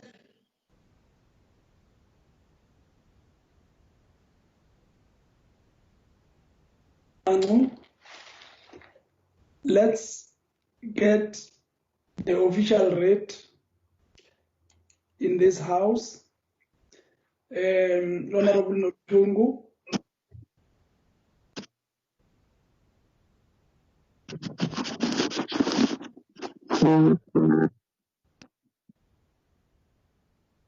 Honorable Noluchungu, are you there? Hi, can you hear me? Yes, I can hear the official rate is here. Okay, thank you, Chair. Greetings to the Minister, the Deputy Minister, Mr. Mpondo, and my colleagues. Let me first thank Mr. Mpondo for such a comprehensive presentation, and also commend you for such extensive work that has been done within a short space of time. But it would have been, good to see a detailed budget all together in one place instead of it being scattered all over. For instance, obviously, you'll be using consultants. We would like to know for each and every line item how much you'll be budgeting for those items. And also, I would recommend that we have regular updates and not wait up until the end of your term before we can see the results. Your presentations are normally very good, especially yours. I must say, it's outstanding. Your turnaround strategy, very precise, but the test will be on the implementation. All I want to say to you, thank you very much and good luck. Thank you very much, Honorable Nolichungu. Good luck, Mr. Mpondo. Let's get the next speaker, Honorable Makosini Shabangu. Thank you, Chair. Let me also take this opportunity to say the presentation was well. Thank you, Chair. Let me also take this opportunity to say thank you, Minister, and the Deputy Minister for availing yourself. In English, it is said that straight talk doesn't break any friendship. Therefore, I would like to know as to whether Mr. Mpondo is not a member of the August organization. If yes, are we not shooting ourselves on the foot again by appointing someone who is associated with a family that is enriching itself with the money meant to help the poor of the poorest, Minister? 2, you have alluded to the fact that the generation of income is the second key mandate of PRASA. How are you going to do this? Are there plans in place? If yes, I would like you to outline them and send them to members of this portfolio within a short space of time so that we can peruse them. 3, methodology that is going to be adopted to stop torching of trains, especially in Cape Town and Gauteng. Do we have them in place? Because this is retarding the progress of PRASA all over South Africa. Number 4 is with job creation, especially internships.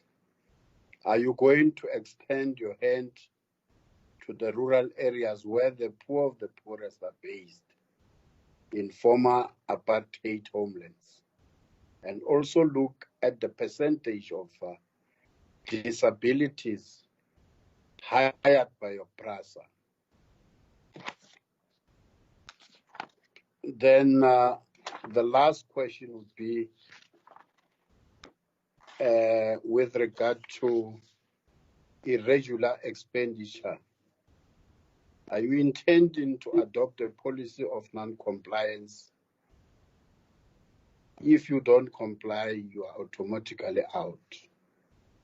Or are you going to be lenient with the law transgressors and say people are not guilty until proven guilty?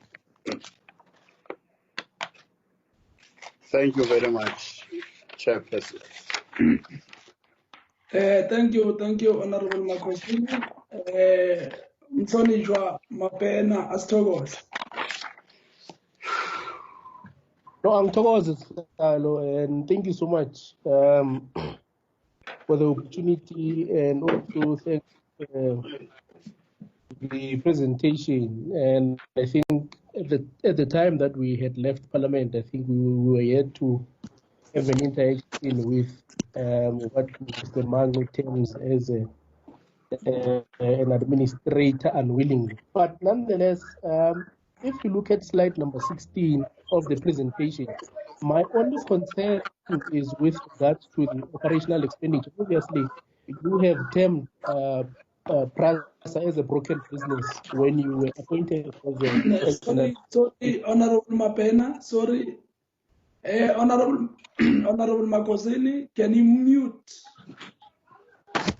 your microphone? Thank you very much. You can proceed, sir.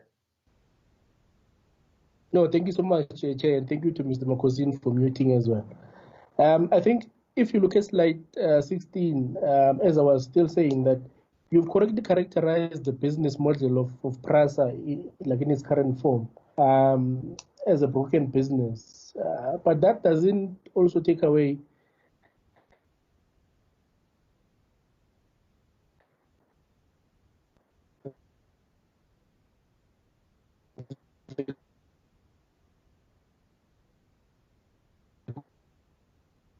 concerns. Obviously, your task is to deposited into the fiscals. For instance, in the next 3 financial years, the medium-term targets, your operating expenditure keeps on increasing. For instance, from 2020 to 2021, it increases by a sharp 30%, sorry, by a sharp 22.5%, whereas your revenue is not necessarily increasing by as much, because you're only getting a revenue increase of about 30%. But then if you move on to the other financial year, the second one, 2022 and also 2023, it's also almost a similar trend going forward. Look, we welcome the plans that you've announced and what you're putting in place, but perhaps maybe if you can also note that as one of the challenges, because I think we were hoping in terms of the service recovery that eventually we will get to a situation where your operational expenditure is actually less than the revenue that you're getting. So your revenue should be more than your operational expenditures. And then, Chair, also if you look at again at slide number 30 of the presentation, one of the things that is noted there is that at PRASA currently, correctly, there are no proper record keeping. In some instances, there are no records at all. And I think this correctly defines autopex in a nutshell and in an extent, because we had situations where at autopex there was actually no record keeping, even for sales and for anything else which was there. But also, I would also like to join my colleagues as well to welcome in terms of the exco structure which you've put in place, which is there, and hopefully that they will assist in actually ensuring that we get the business into good gear. But also, if you look at I'm looking at slide number 34 as well. I'm glad that you are actually full steaming ahead with ensuring that you get to appoint executives, senior management. For instance, you are saying that PRASA Rail CEO, PRASA Tech CEO, Autopex CEO. I think that will go a long way in stabilizing the business, because in doing so, it also allows you an opportunity to also stabilize the business from the top, and also allows you to actually implement what you are trying to implement as well at PRASA. I think my last 2 points, Chair, not to be too long. If you look at slide 46, it is a bit concerning that obviously, look, I'm glad that there are some investigations which are being done by law enforcement agencies. But then when you get to a point where you are getting, there are about 58 cases which are there at CCMA for various reasons. And also some of them are at the labor court and all of those things. But I think what would also help and assist the situation would be if those cases could be wrapped up as fast as possible. Obviously, that is not in the control of PRASA, but also in the control of CCMA and also the labor court. But hopefully, there could be more people that can be identified and more people that can actually also be prosecuted as far as that is concerned. My second last point, Chair, slide number 48, the supply chain management policy, the one that you are saying now, Mr. Administrator, that you are putting in place, and that there was none, and therefore you are making inroads in ensuring that you are getting a new one. Now, what I would ask is, no, this is talking about the automated fare collection as far as that is concerned. So what I would also ask, just to tie it in with the SCM policy, if you can give a sight of the new supply chain management policy, but also looking at slide 48, the automated fare collection system that you've spoken about. And I heard in your presentation you said that you want to benchmark with Gautrain, and you've also correctly said that what you want to do is to ensure that you benchmark with them, and also that you build walls so that people cannot access the platform from undesignated areas, or they can access the platform illegally. But also just to say that if we can get sight of the policy. And just lastly, I see on the vetting process as well, if you move on slide 52, that you are vetting a few people at PRASA in terms of senior management. Does this include also a qualifications audit? Because the last time we had a question session in Parliament, in the National Assembly, it emerged that about 39% of managers and senior management at PRASA had no qualifications whatsoever. And we were advised by the minister that actually that process had not yet concluded, doing a skills audit at PRASA. So this ties in with the vetting process that is there. Does the vetting process also include a comprehensive skills audit? And also in the skills audit, how far % of people that are not qualified to actually do the work? What is your plan around that? Are you looking at perhaps maybe laying them off, or are you looking at maybe upskilling them, or if they can still be accommodated within the business? Chair, last point, slide 63. I see here in terms of your preparedness for the train operations, which will commence under alert level 3.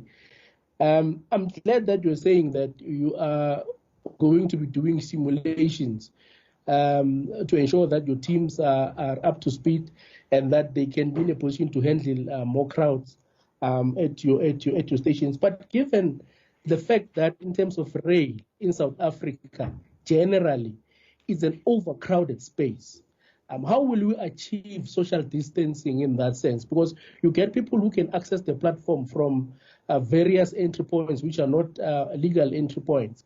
How will we ensure that we have the correct capacity within our coaches? And also, how will we ensure that in terms of sanitation booths and all of those things, that people are properly disinfected before accessing the our rail network? Because I see here that you are also in the process of procuring sanitation booths and all of that. And how far is that process? Have you finished, and which stations are going to be piloted in terms of those sanitation booths and all of those? And also the simulations, which stations are going to be used as a test ground? For instance, if you're going to be running simulations, which stations are going to be prioritized in terms of getting that?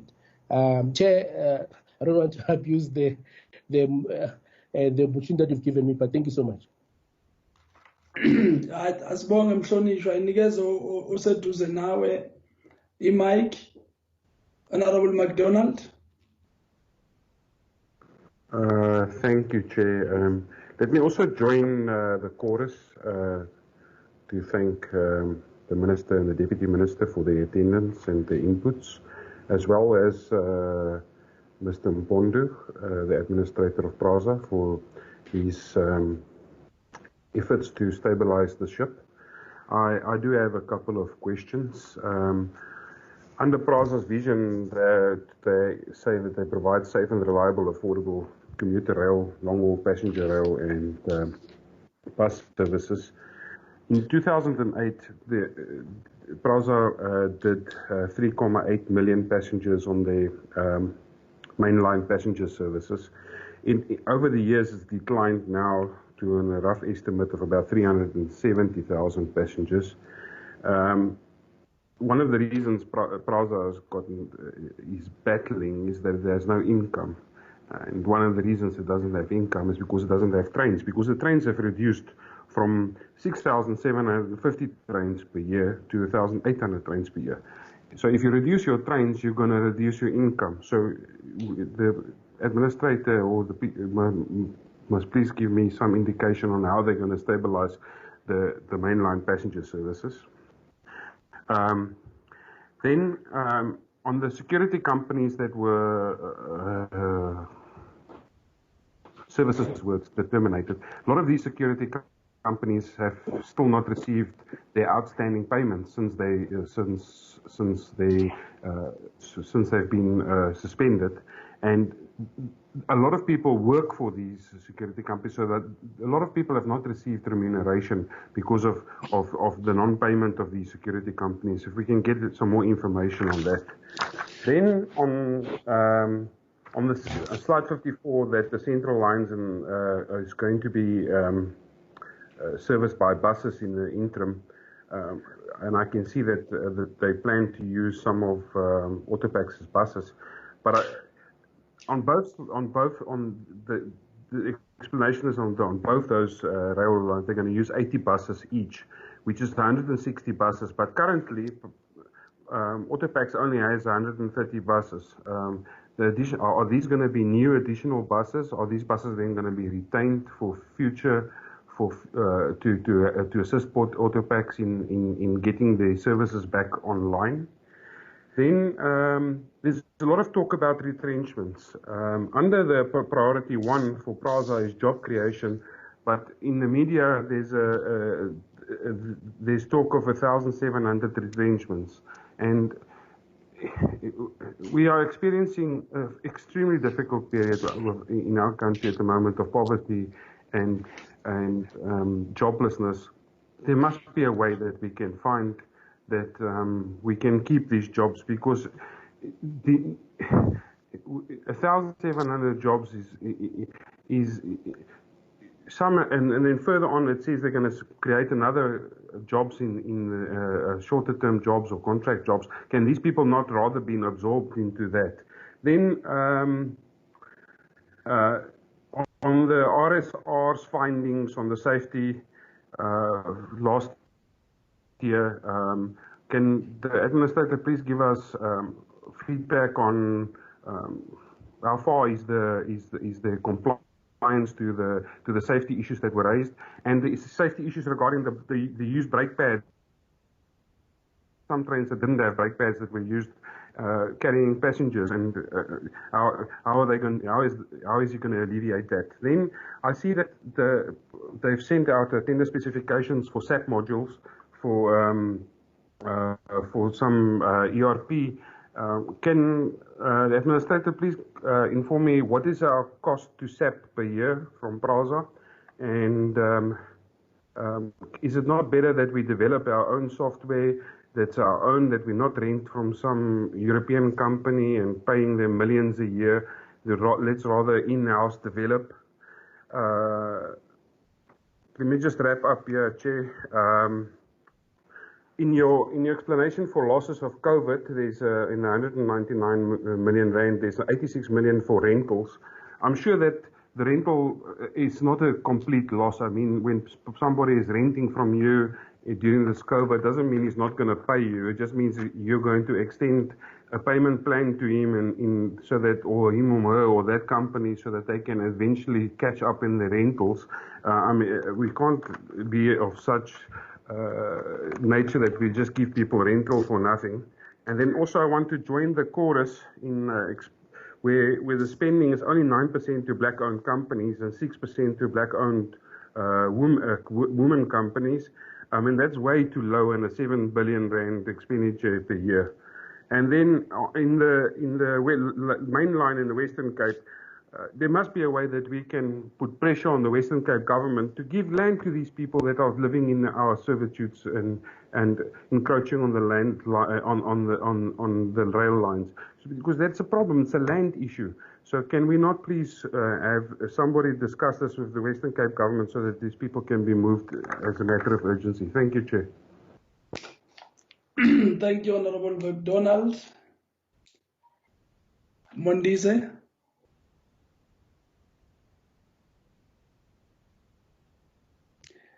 Baba, Honorable Stole.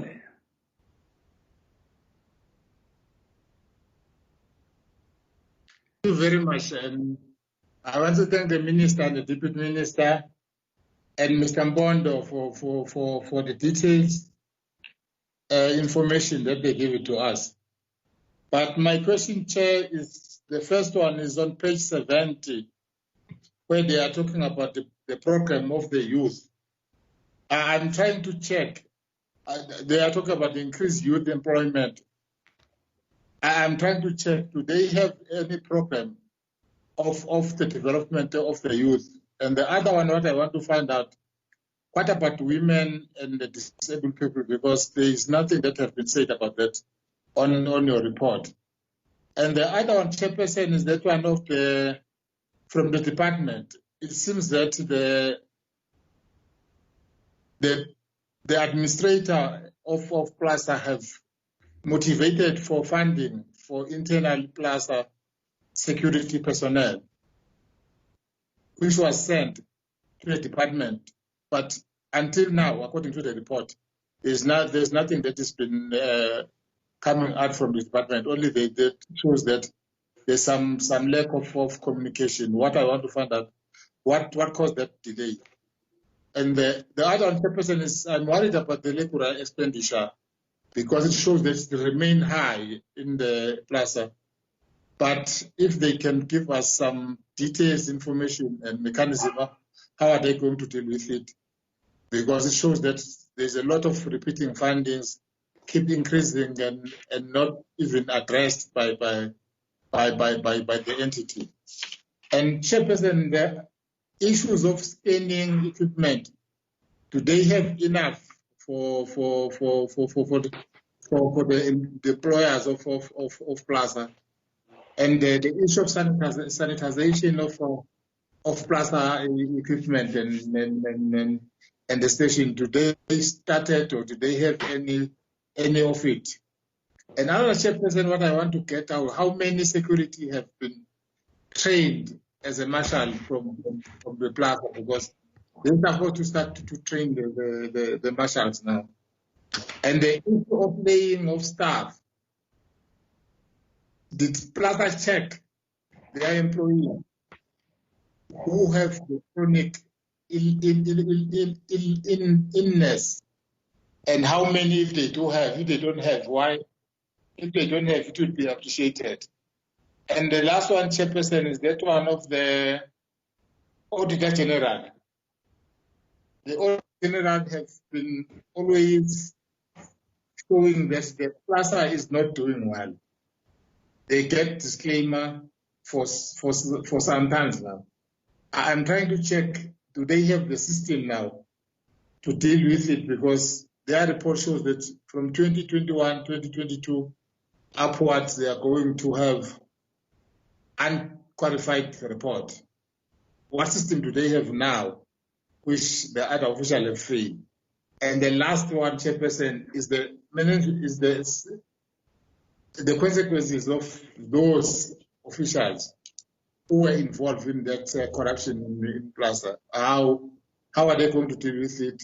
If those who are who are supposed to go to court, and how many has been released from those who are going to court? Thank you very much, Chairperson. Thank you very much, Honorable Stole. Honorable Ramadwa. Thank you very much, Honorable Chairperson. Allow me to greet the Minister, the Deputy Minister, Administrator, and the team. I would also like to join my colleagues who are appreciating the presentation by the Administrator. Chairperson, I noticed that the Administrator and the team were able to identify challenges and they tried to address issues that were raised by the AG. And they make sure that they establish program of action. Chairperson, what is left now is that they must implement what they have presented today. And we are wishing them all the best. Chairperson, mine is just a question on the issue that was presented by the administrator. He indicated that there will be a rollout of passenger service charter. I just want to check with him, is it written in all 12 official languages? That is my submission, Chairperson. Thank you. Thank you, Honorable Ramadwa. Let us know the Afbare Meikre. Ikan Enkom Minier. Thank you, Chairperson. I've got a power problem, but I think I'll make it. One of the reasons for the decreasing of passengers, especially rail, is the safety factor. Without numbers, PRASA can't make a profit. We have lost millions and millions of rand over the past few years as a result of vandalism of trains and infrastructure. But PRASA is still contracting security firms. They haven't got the authority like the police force. Let's start a training college for railway policemen. It is not only job creation, but more effective than security firms. We say the SAPS is being engaged to strengthen security interventions at PRASA, but I've spoken to senior police officers and they say they are so understaffed and they can't fulfill that duty. I think we must give the railway police a chance. Honestly, you can't compare a policeman with a security guard. Chairperson, to Mr. Mpondo, I hope everything will go well with you, and I trust the Minister and Mr. Mpondo. Let's fix PRASA. Thank you. Thank you, Honorable May. Well, before I hand it back to Minister, let me just make some few inputs. I think it's now exactly a year that we have been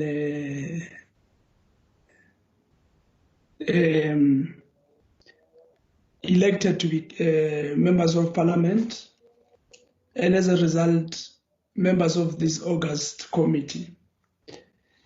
Minister, we have said to you, we are going to support you. And I'm sure our meetings with you bears testimony that we continue to support the endeavors that you take. And we want to say to you, you are setting a very good example of ministers who takes portfolio committees very seriously. I think we should commend that. As a fact, you know, the portfolio committee was divided in terms of the appointment of Mr. Mpondo, but finally we said no, let him come and present himself. Let's see him. Let's also see what he can do for the department and this entity called PRASA. I want to commend you, Mr. Mpondo, for the work we have already done, setting up structures to be able to work. I think that is well commended. I also want to commend you that you have consolidated the subsidiaries so that thereby making accounting very easy and streamlining it. I think it's a brilliant approach.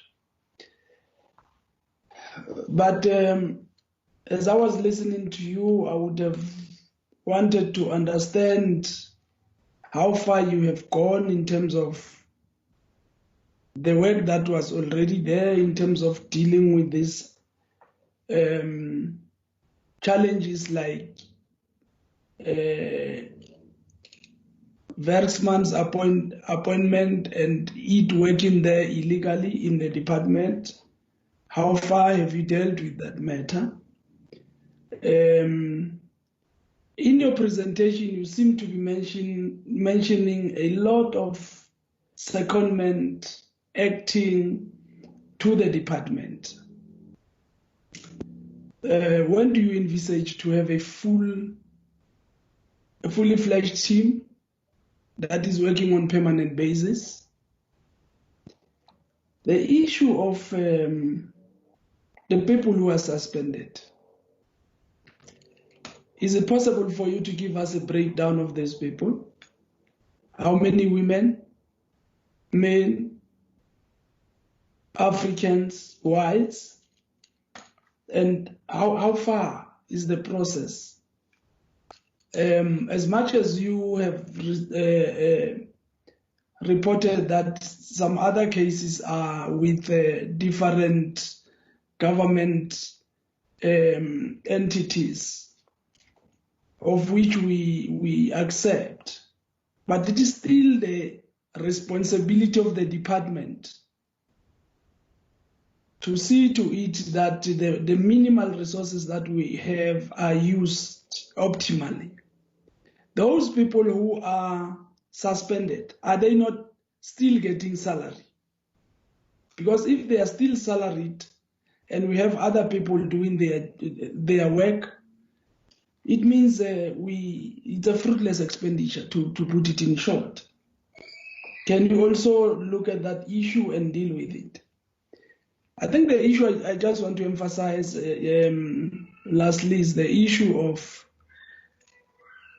you presenting to this committee that your aim as an administrator and the aim of the minister is to just get to 9%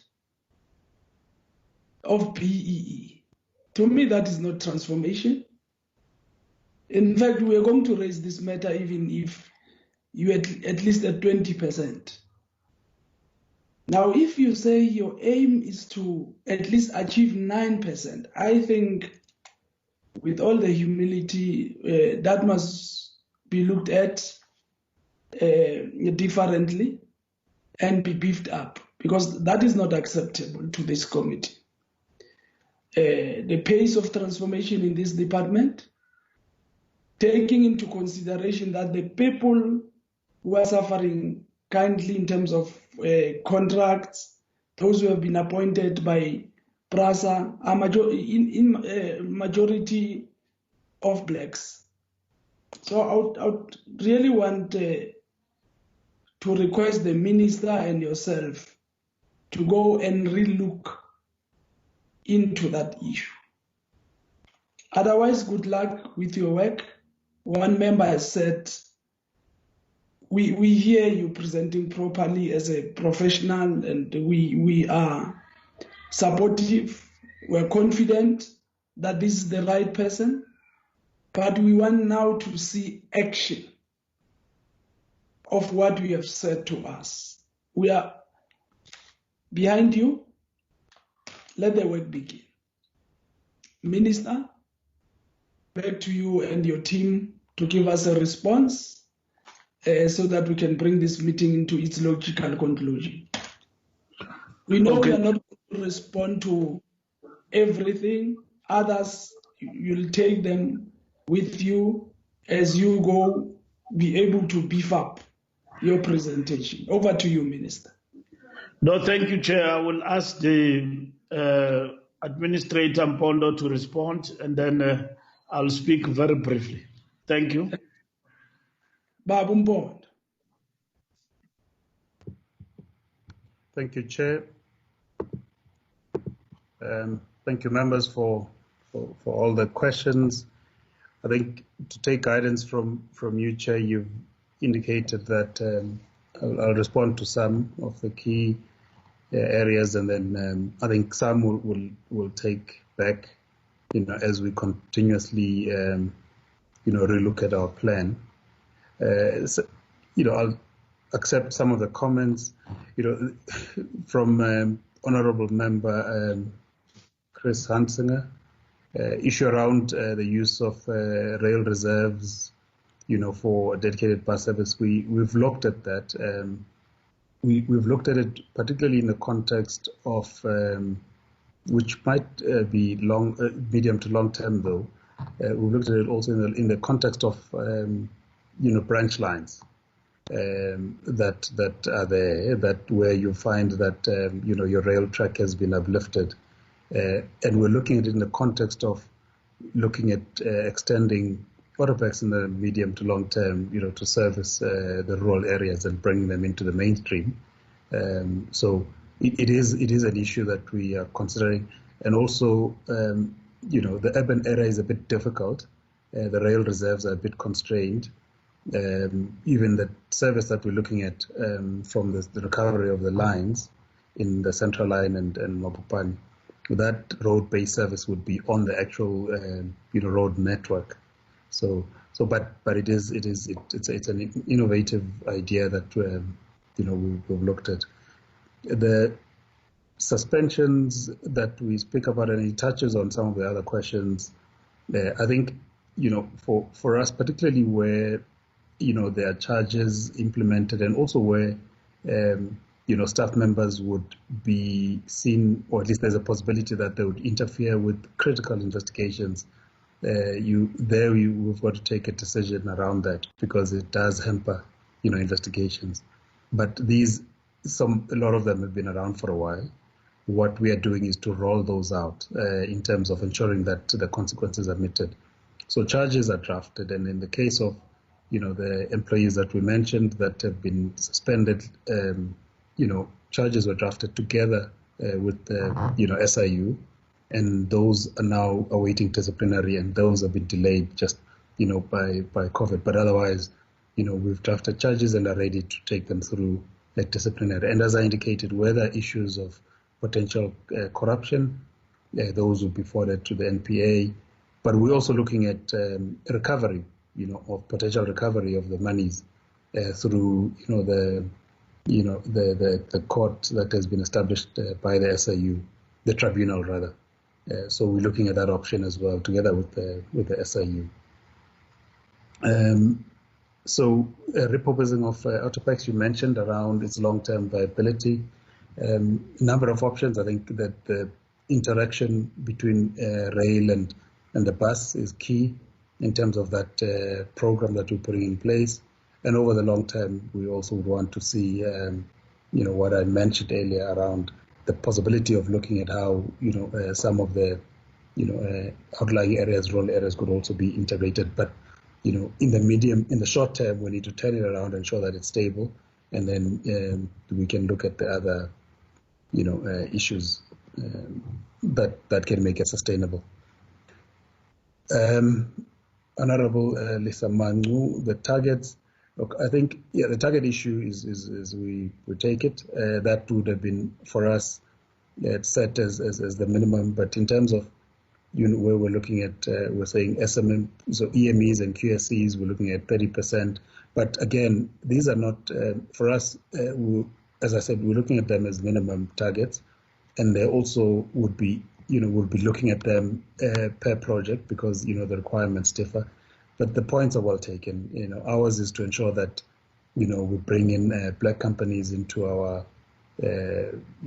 fold, particularly women-owned companies. And one of the areas that we were seeking to ensure that we really make a big dent on this is on the Central Line programs, where we want to roll out and ensure that we bring in SMEs, black companies, black women. But I think the point is well taken. We'll look at and express our targets.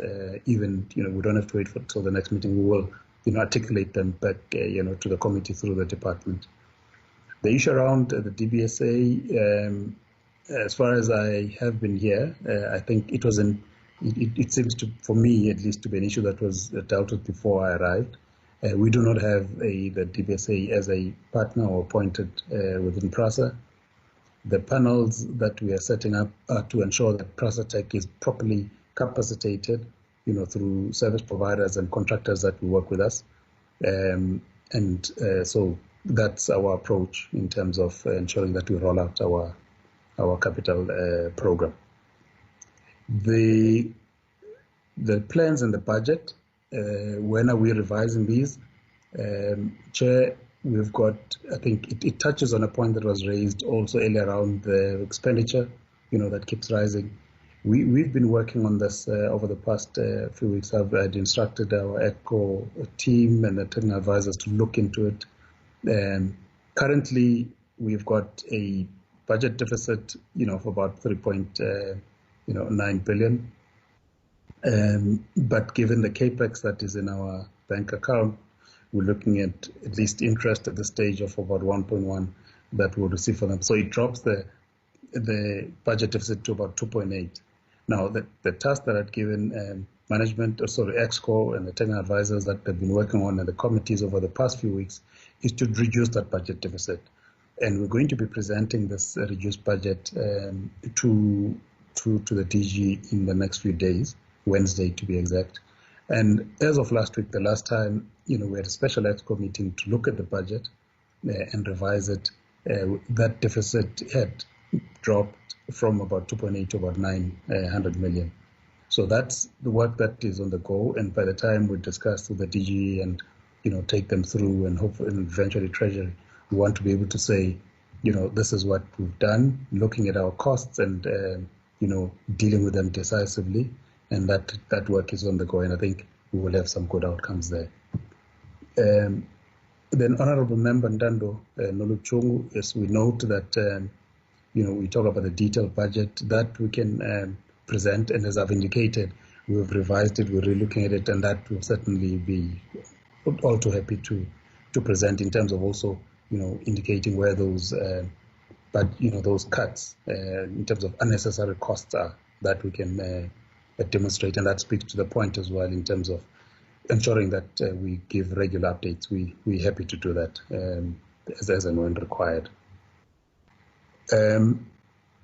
Honorable Member Makosini Shabangu, some of the items I didn't quite get, maybe they're also not, directed at myself.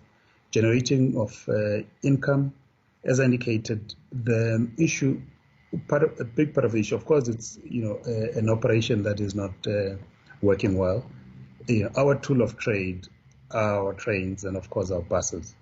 So that income, the income that we generate, or at least the PRASA's income is on 4 areas. It's rail fare revenue, bus fare revenue, and then rentals, from our stations, and then the operating subsidy. So on the rail fare revenue in particular, the fact that our network is porous and you're able to get fare evaders generates a leak in terms of potential income. But also internally, the things that we should have done in terms of ensuring that our geo programs are in place. We've got components to get our trains, back on track, as well as also ensuring that security is in place. We don't get vandalism. Our lines are always, in operation.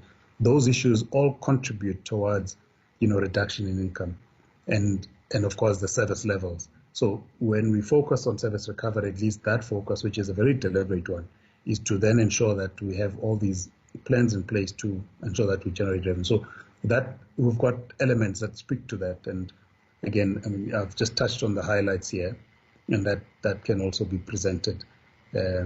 Around security, touching of trains, some of these are quite tricky, but in the Western Cape, we are working with the Western Cape province as well as the city. We've had a rail, enforcement unit that we've partnered with them, but we're looking at reviving that and finding ways of ensuring that it's more responsive, to the issues.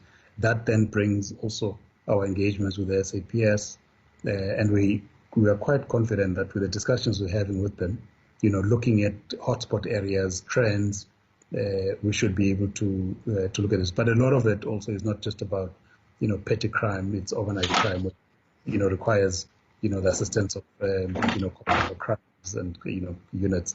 But, that's also in our security response and our security strategy.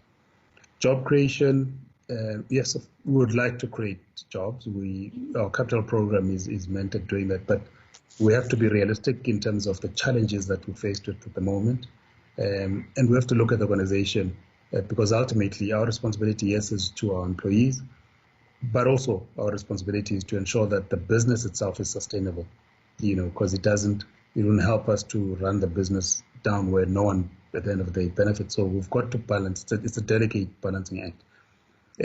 Looking at extending to rural areas, I just mentioned some long-term intervention that we could be looking at, but the reality is that the majority of our operations are within, the urban network, and that's where our focus is at. And with the programs that we look to implement on the effect side, that we're looking at, potentially bringing in, a youth into our programs, ensuring that we have to look at specifically the issue around living with disabilities, and ensuring that they also, form part of our plans. And I take the point because it's a key issue in any case around us ensuring that we are able to provide universal access, to our irregular expenditure. I have indicated, what the controls that I'm putting in place. There's a team that is working to ensure that all these matters are dealt with. I mentioned that we're looking at the root causes, setting up this system. So that's in place.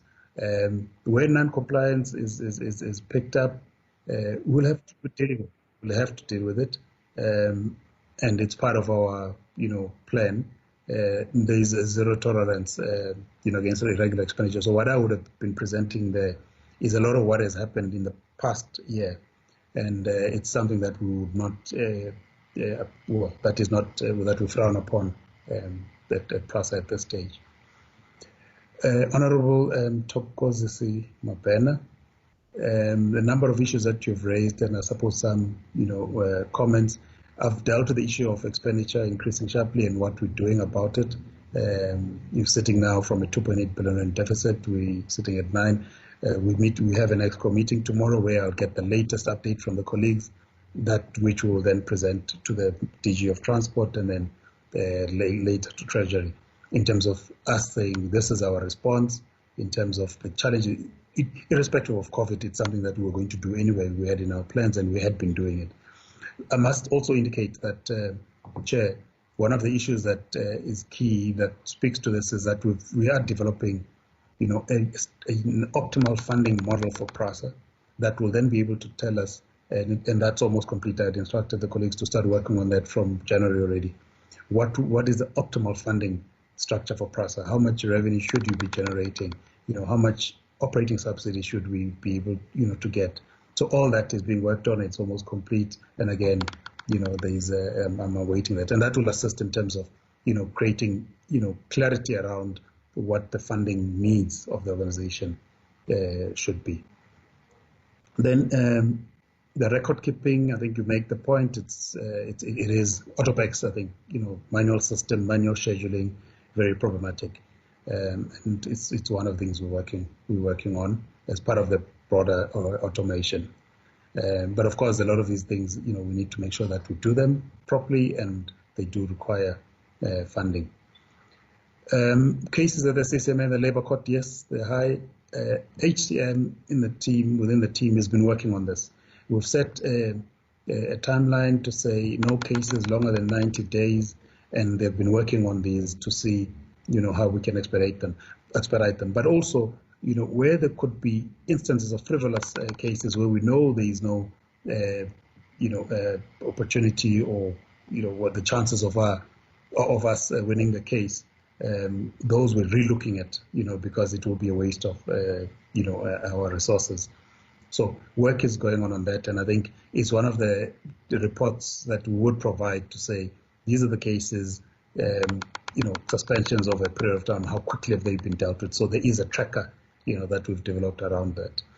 Vetting and qualifications audit, yes, it does deal with issues around an element of the skills, but our HCM is looking at qualification and skills audit as we speak, and that process is being rolled out internally, not only just because we can't wait for the vetting from the SSA.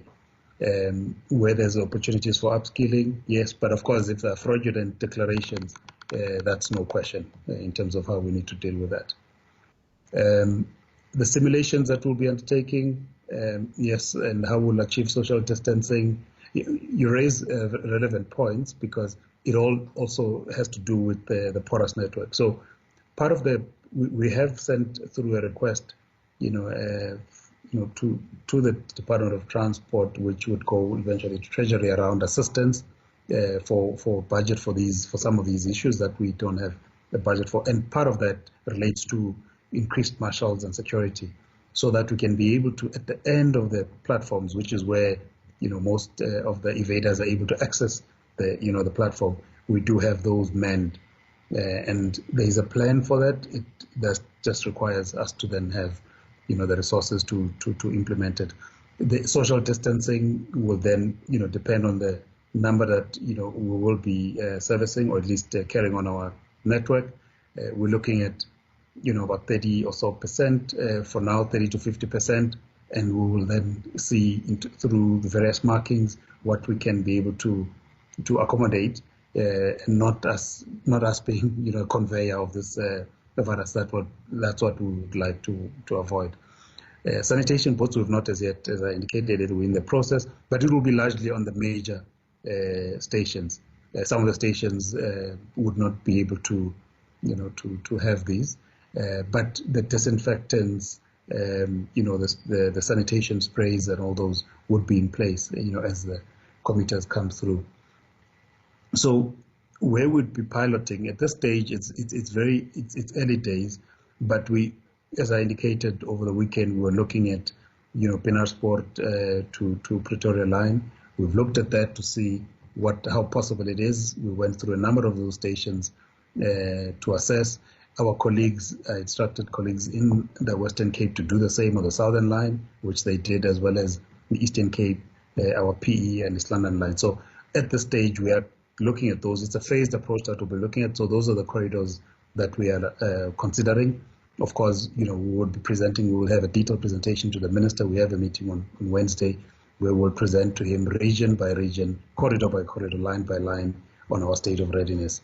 And we will then take that from there. Honorable Lawrence Edward McDonald, a number of issues again, but I think I would have touched on some of them. Reduced number of trains, that's largely due to, I indicated, the GO program that has been delayed, components that we've not been able to get into our stores, so our stores not properly stocked. That's part of the plan that we're working on to ensure that we get those stocked up.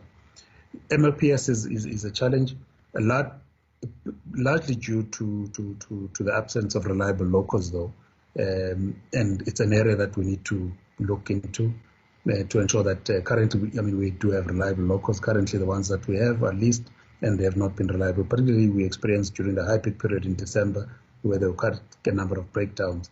So that's one of the areas. It really boils down, to that, and it's something that we are looking at. Security companies have not receiving payments. Yes, it's not only just the security companies.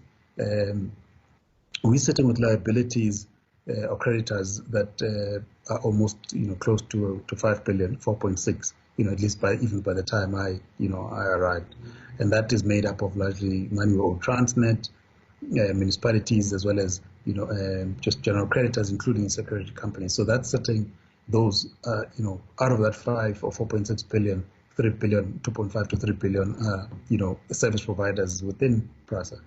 So we've made a request to convert the CAPEX that has not been utilized to OPEX, and that we've sent through. We're following up, and hopefully when that is approved, upon us presenting a funded budget, which is what we'll be discussing, we can then deal with a lot of the creditors that are in our books. The recovery of the lines, whether the additional buses that you mentioned that Autopex doesn't have, we're looking at it as an opportunity, Chair, to recapitalize Autopex and retain those buses within the fleet to utilize them for the services that I outlined earlier. So that is indeed the idea, where to the extent that is possible. Around retrenchments and issues of job creation, again, very sensitive issues. We had issued a request to meet with organized labor, their representative formations within PRASA, being UNTUSA, and NUMSA, indicating that we need to start having conversations, that there is a consideration around voluntary severance packages, particularly for the older employees and those that might not be critical, in critical areas. So that was a request to have initial discussions. When we met with UNTUSA, we didn't present any details as such, but to say this is a conversation we'd like to have, this is what we're thinking. We do have a challenge. The business is challenged. Let's look at this and we'll present our thinking. They can also present what they think. So it's initial engagements. Ideally, of course, we'd like to retain jobs as much as possible, but we're looking to create into the market, as indicated in the capital program, the jobs that could come out of that. So it's I would call it work in progress, but it's a very sensitive area for us and very tricky. But we've got to take all interests of our employees as well as the sustainability of the business. The RSR directives, I think one of them was that by end of our license would come to an end or to expire by end of Jan. We then submitted the required information. RSR considered, and we did receive an extension for that. So, but there's still more work that needs to be done. So we've complied thus far. There is an extension then provided for us to further comply, and I think we're working on that. Even with issues around mainline passenger services, where our license was revoked, that's now back because we also then undertook remedial actions and submitted to the RSR, and we're working quite well with the regulator. The issues around brake shoes, I think we had responded to this. I think this was a question as far as we didn't have issues where we were reusing old brake shoes, and as part of the components, we work to restore our stores, and it's part of that issue of the components. SEP cost per year, honorable member, I wouldn't have those offhand. Whether we can develop our software, those we can look at, but we currently have a SEP license, and all we're doing is to activate the modules that are there. And so it's not a new purchase for the software. It is then for the skills that we need to assist us. I just want to move quickly, Chair. The issue of percentage, to I think black-owned companies I've dealt with and black business-owned. I've noted the point. The pressure to remove illegal sales. I did indicate earlier in my presentation that the Minister of Transport, Mr. Mbalula, has been leading a process over the past few weeks, where Minister DeLille from Public Works is involved, as well as Western Cape Departments of Human Settlements, as well as Transport, as well as the City Department of Transport and Human Settlements, as well as the HTA now, Human Settlements Department at HTA, are also involved. So there's a process that is being undertaken. Land is being identified. There are about 60 hectares of land required, to relocate, those illegal settlers. So there's work. There's a task team that is working on these jointly with all these, and I think that process by the minister will yield at least a plan, and we will know, what that process, will, as it unfolds, we'll be able to also update. Honorable Sitole, program for youth development, women development. As I indicated, yes, we can present the detail around this, but in terms of the programs that we have linked to the capital program in particular, we are looking at ensuring that we bring in youth, women, black companies, owned companies at least, around that. Request to the DOT around the delays. Look, I think given the COVID, the pressures, I would understand even with the National Treasury, because all agencies, have been impacted on, and so they have to consider all this. So we understand that, these issues are being handled. DOT gives us regular updates, so we are aware of the delays, but we're hoping that we can find a breakthrough on some of the critical ones so that we can get, a limited service at least going. around this. Scanning equipment, sanitizing equipment, yes, we have managed to purchase those that we require, but of course we'll need more because we're planning over a longer period, up until the end of the financial year at least. But we've managed to procure some sanitizers, PPEs, and then we'll ensure that the staff that are in the front line, are covered. So the state of readiness for each of the corridors would be based on this, on ensuring that we've got the necessary equipment. Laying off staff, chronic illnesses, we do have a risk pool. HCM monitors this pool, and that risk and labor pool is managed, from an HCM point of view. I think consequences we've dealt with and the HG findings. Chair, if I can move on to Honourable Miriam Ramadwa. The rollout of the passenger charter, yes, as I said, we've completed that. EXCO is approved. We're now converting that into, as you've indicated, to all the official languages. But the document that we have and the document that will then, go out to the commuters, because for us this is a contract, as indicated. That needs to be in all languages and in a manner that is, easy to comprehend. That process is on the go, and we should be finalizing it fairly soon. The process of converting, is currently taking place, and we're looking forward to this because it's a very important document for a rail passenger operation, as far as we're concerned. And then, Chair, Honourable May, I think the training. I just want to make out of security one of the points, maybe, and I omitted to raise it.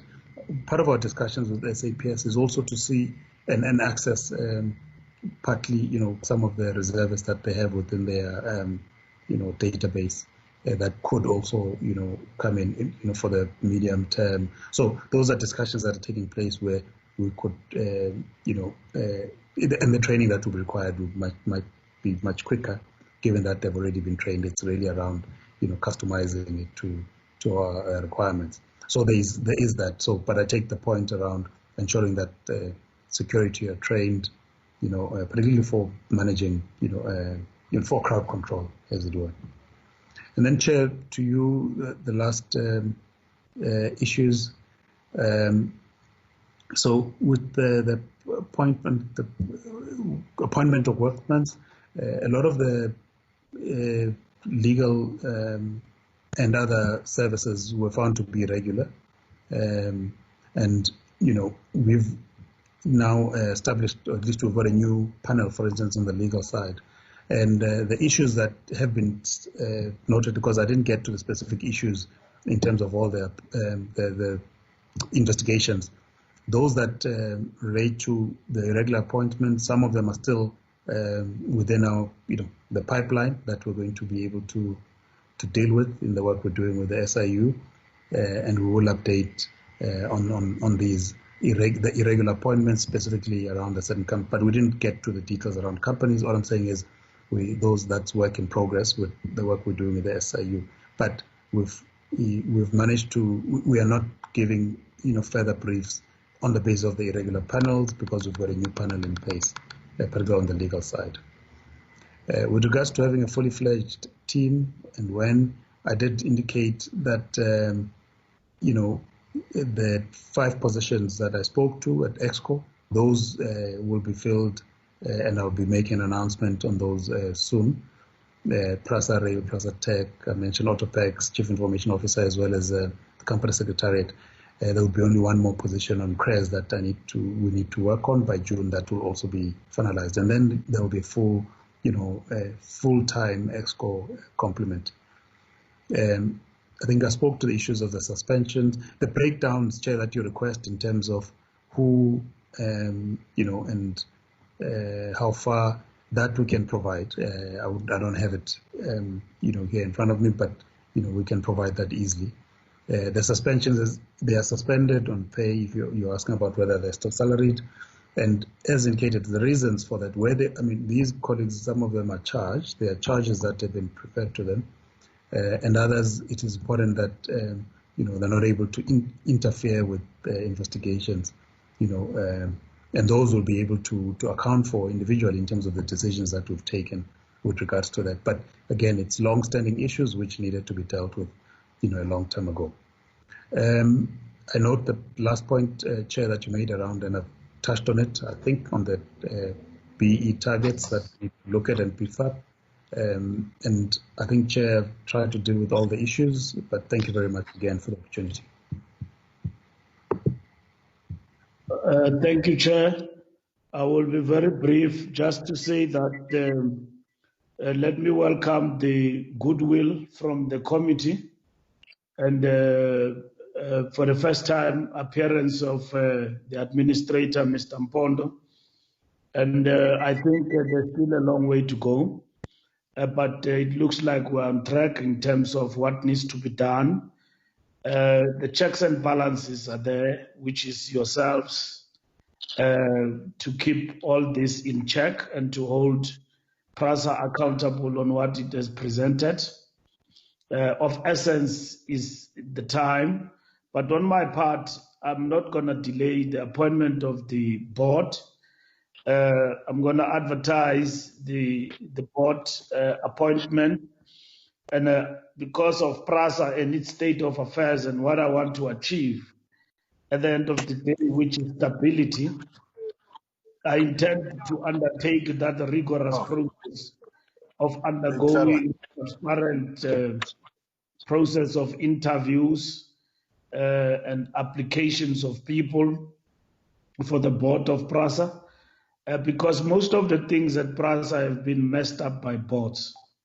So if we are in a hurry, which is very easy, to appoint a board is the easiest decision you can take. But with PRASA, it didn't work over the years. All boards, I think, were faced with different challenges. Others tried their level best, but they were either in conflict with the management or in conflict with political principles in the form of the minister. So we have had that situation, but that place is broken. It needs time to be fixed, but it needs stability. There's been a lot of untouchables, and when you arrive at a place with a mandate to intervene, intervention is different from business as usual. You are a board, you've got to meet and do things. Mr. Mpondo is there with a specific mission to clean out, put systems in place which have not been there, and then bring stability to the place so that we can focus on that. And thank you for the support, Chair, for the process. And I think this is not the end. Accountability will continue going forward. I'm just happy that finally this report has seen the light of day in terms of the committee. We are a very critical committee indeed. But thank you for goodwill and to accelerate the pace of bringing about stability in the broken palace. Thank you very much.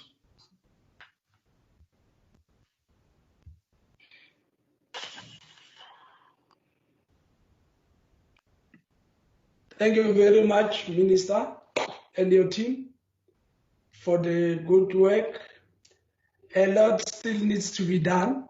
I'm sure we'll be able to deal with the challenges ahead. Otherwise, we are here to trouble you and say, how far are you? What are you doing? Please understand that as that is forming part of our work. Thank you very much. Thank you. Honorable members, I hope you are still there. Everybody? Yes. Okay. Yes, we are still. Let's deal with the last issue, I think, before I close. Should be an issue of the presentation next week. We're supposed to have a presentation by Sandra and AXA. Can I be released, Chair? Honorable Minister, do please tell the team, I know you are joining your COVID-19 team, am I right? Yes, yes. Do please inform them that we are fully behind them, but our people are beginning to starve because you have taken a decision that before anybody can eat, they must pay more or extra for a scooter to bring the food, even if somebody is just next to the shop here. They must still order when they are very close here to the place where they are ordering, which does. Out of 4 days, 1 day is painful. Yes. 3 are fine. So it's getting better, you know. And soon it will be 4 days out of 5, then 5 days out of 6, then nothing. So definitely much better, much better. Thank you for asking. Thank you for caring. Yeah, no, I do. Remember, you're my Scottish friend. Indeed. Yes. We're going to go drink whiskey on those islands one day. Yeah, one day. A very Just expensive one. remember the lockdown regulations do not allow alcohol. No, the lockdown regulations will come and pass. They will.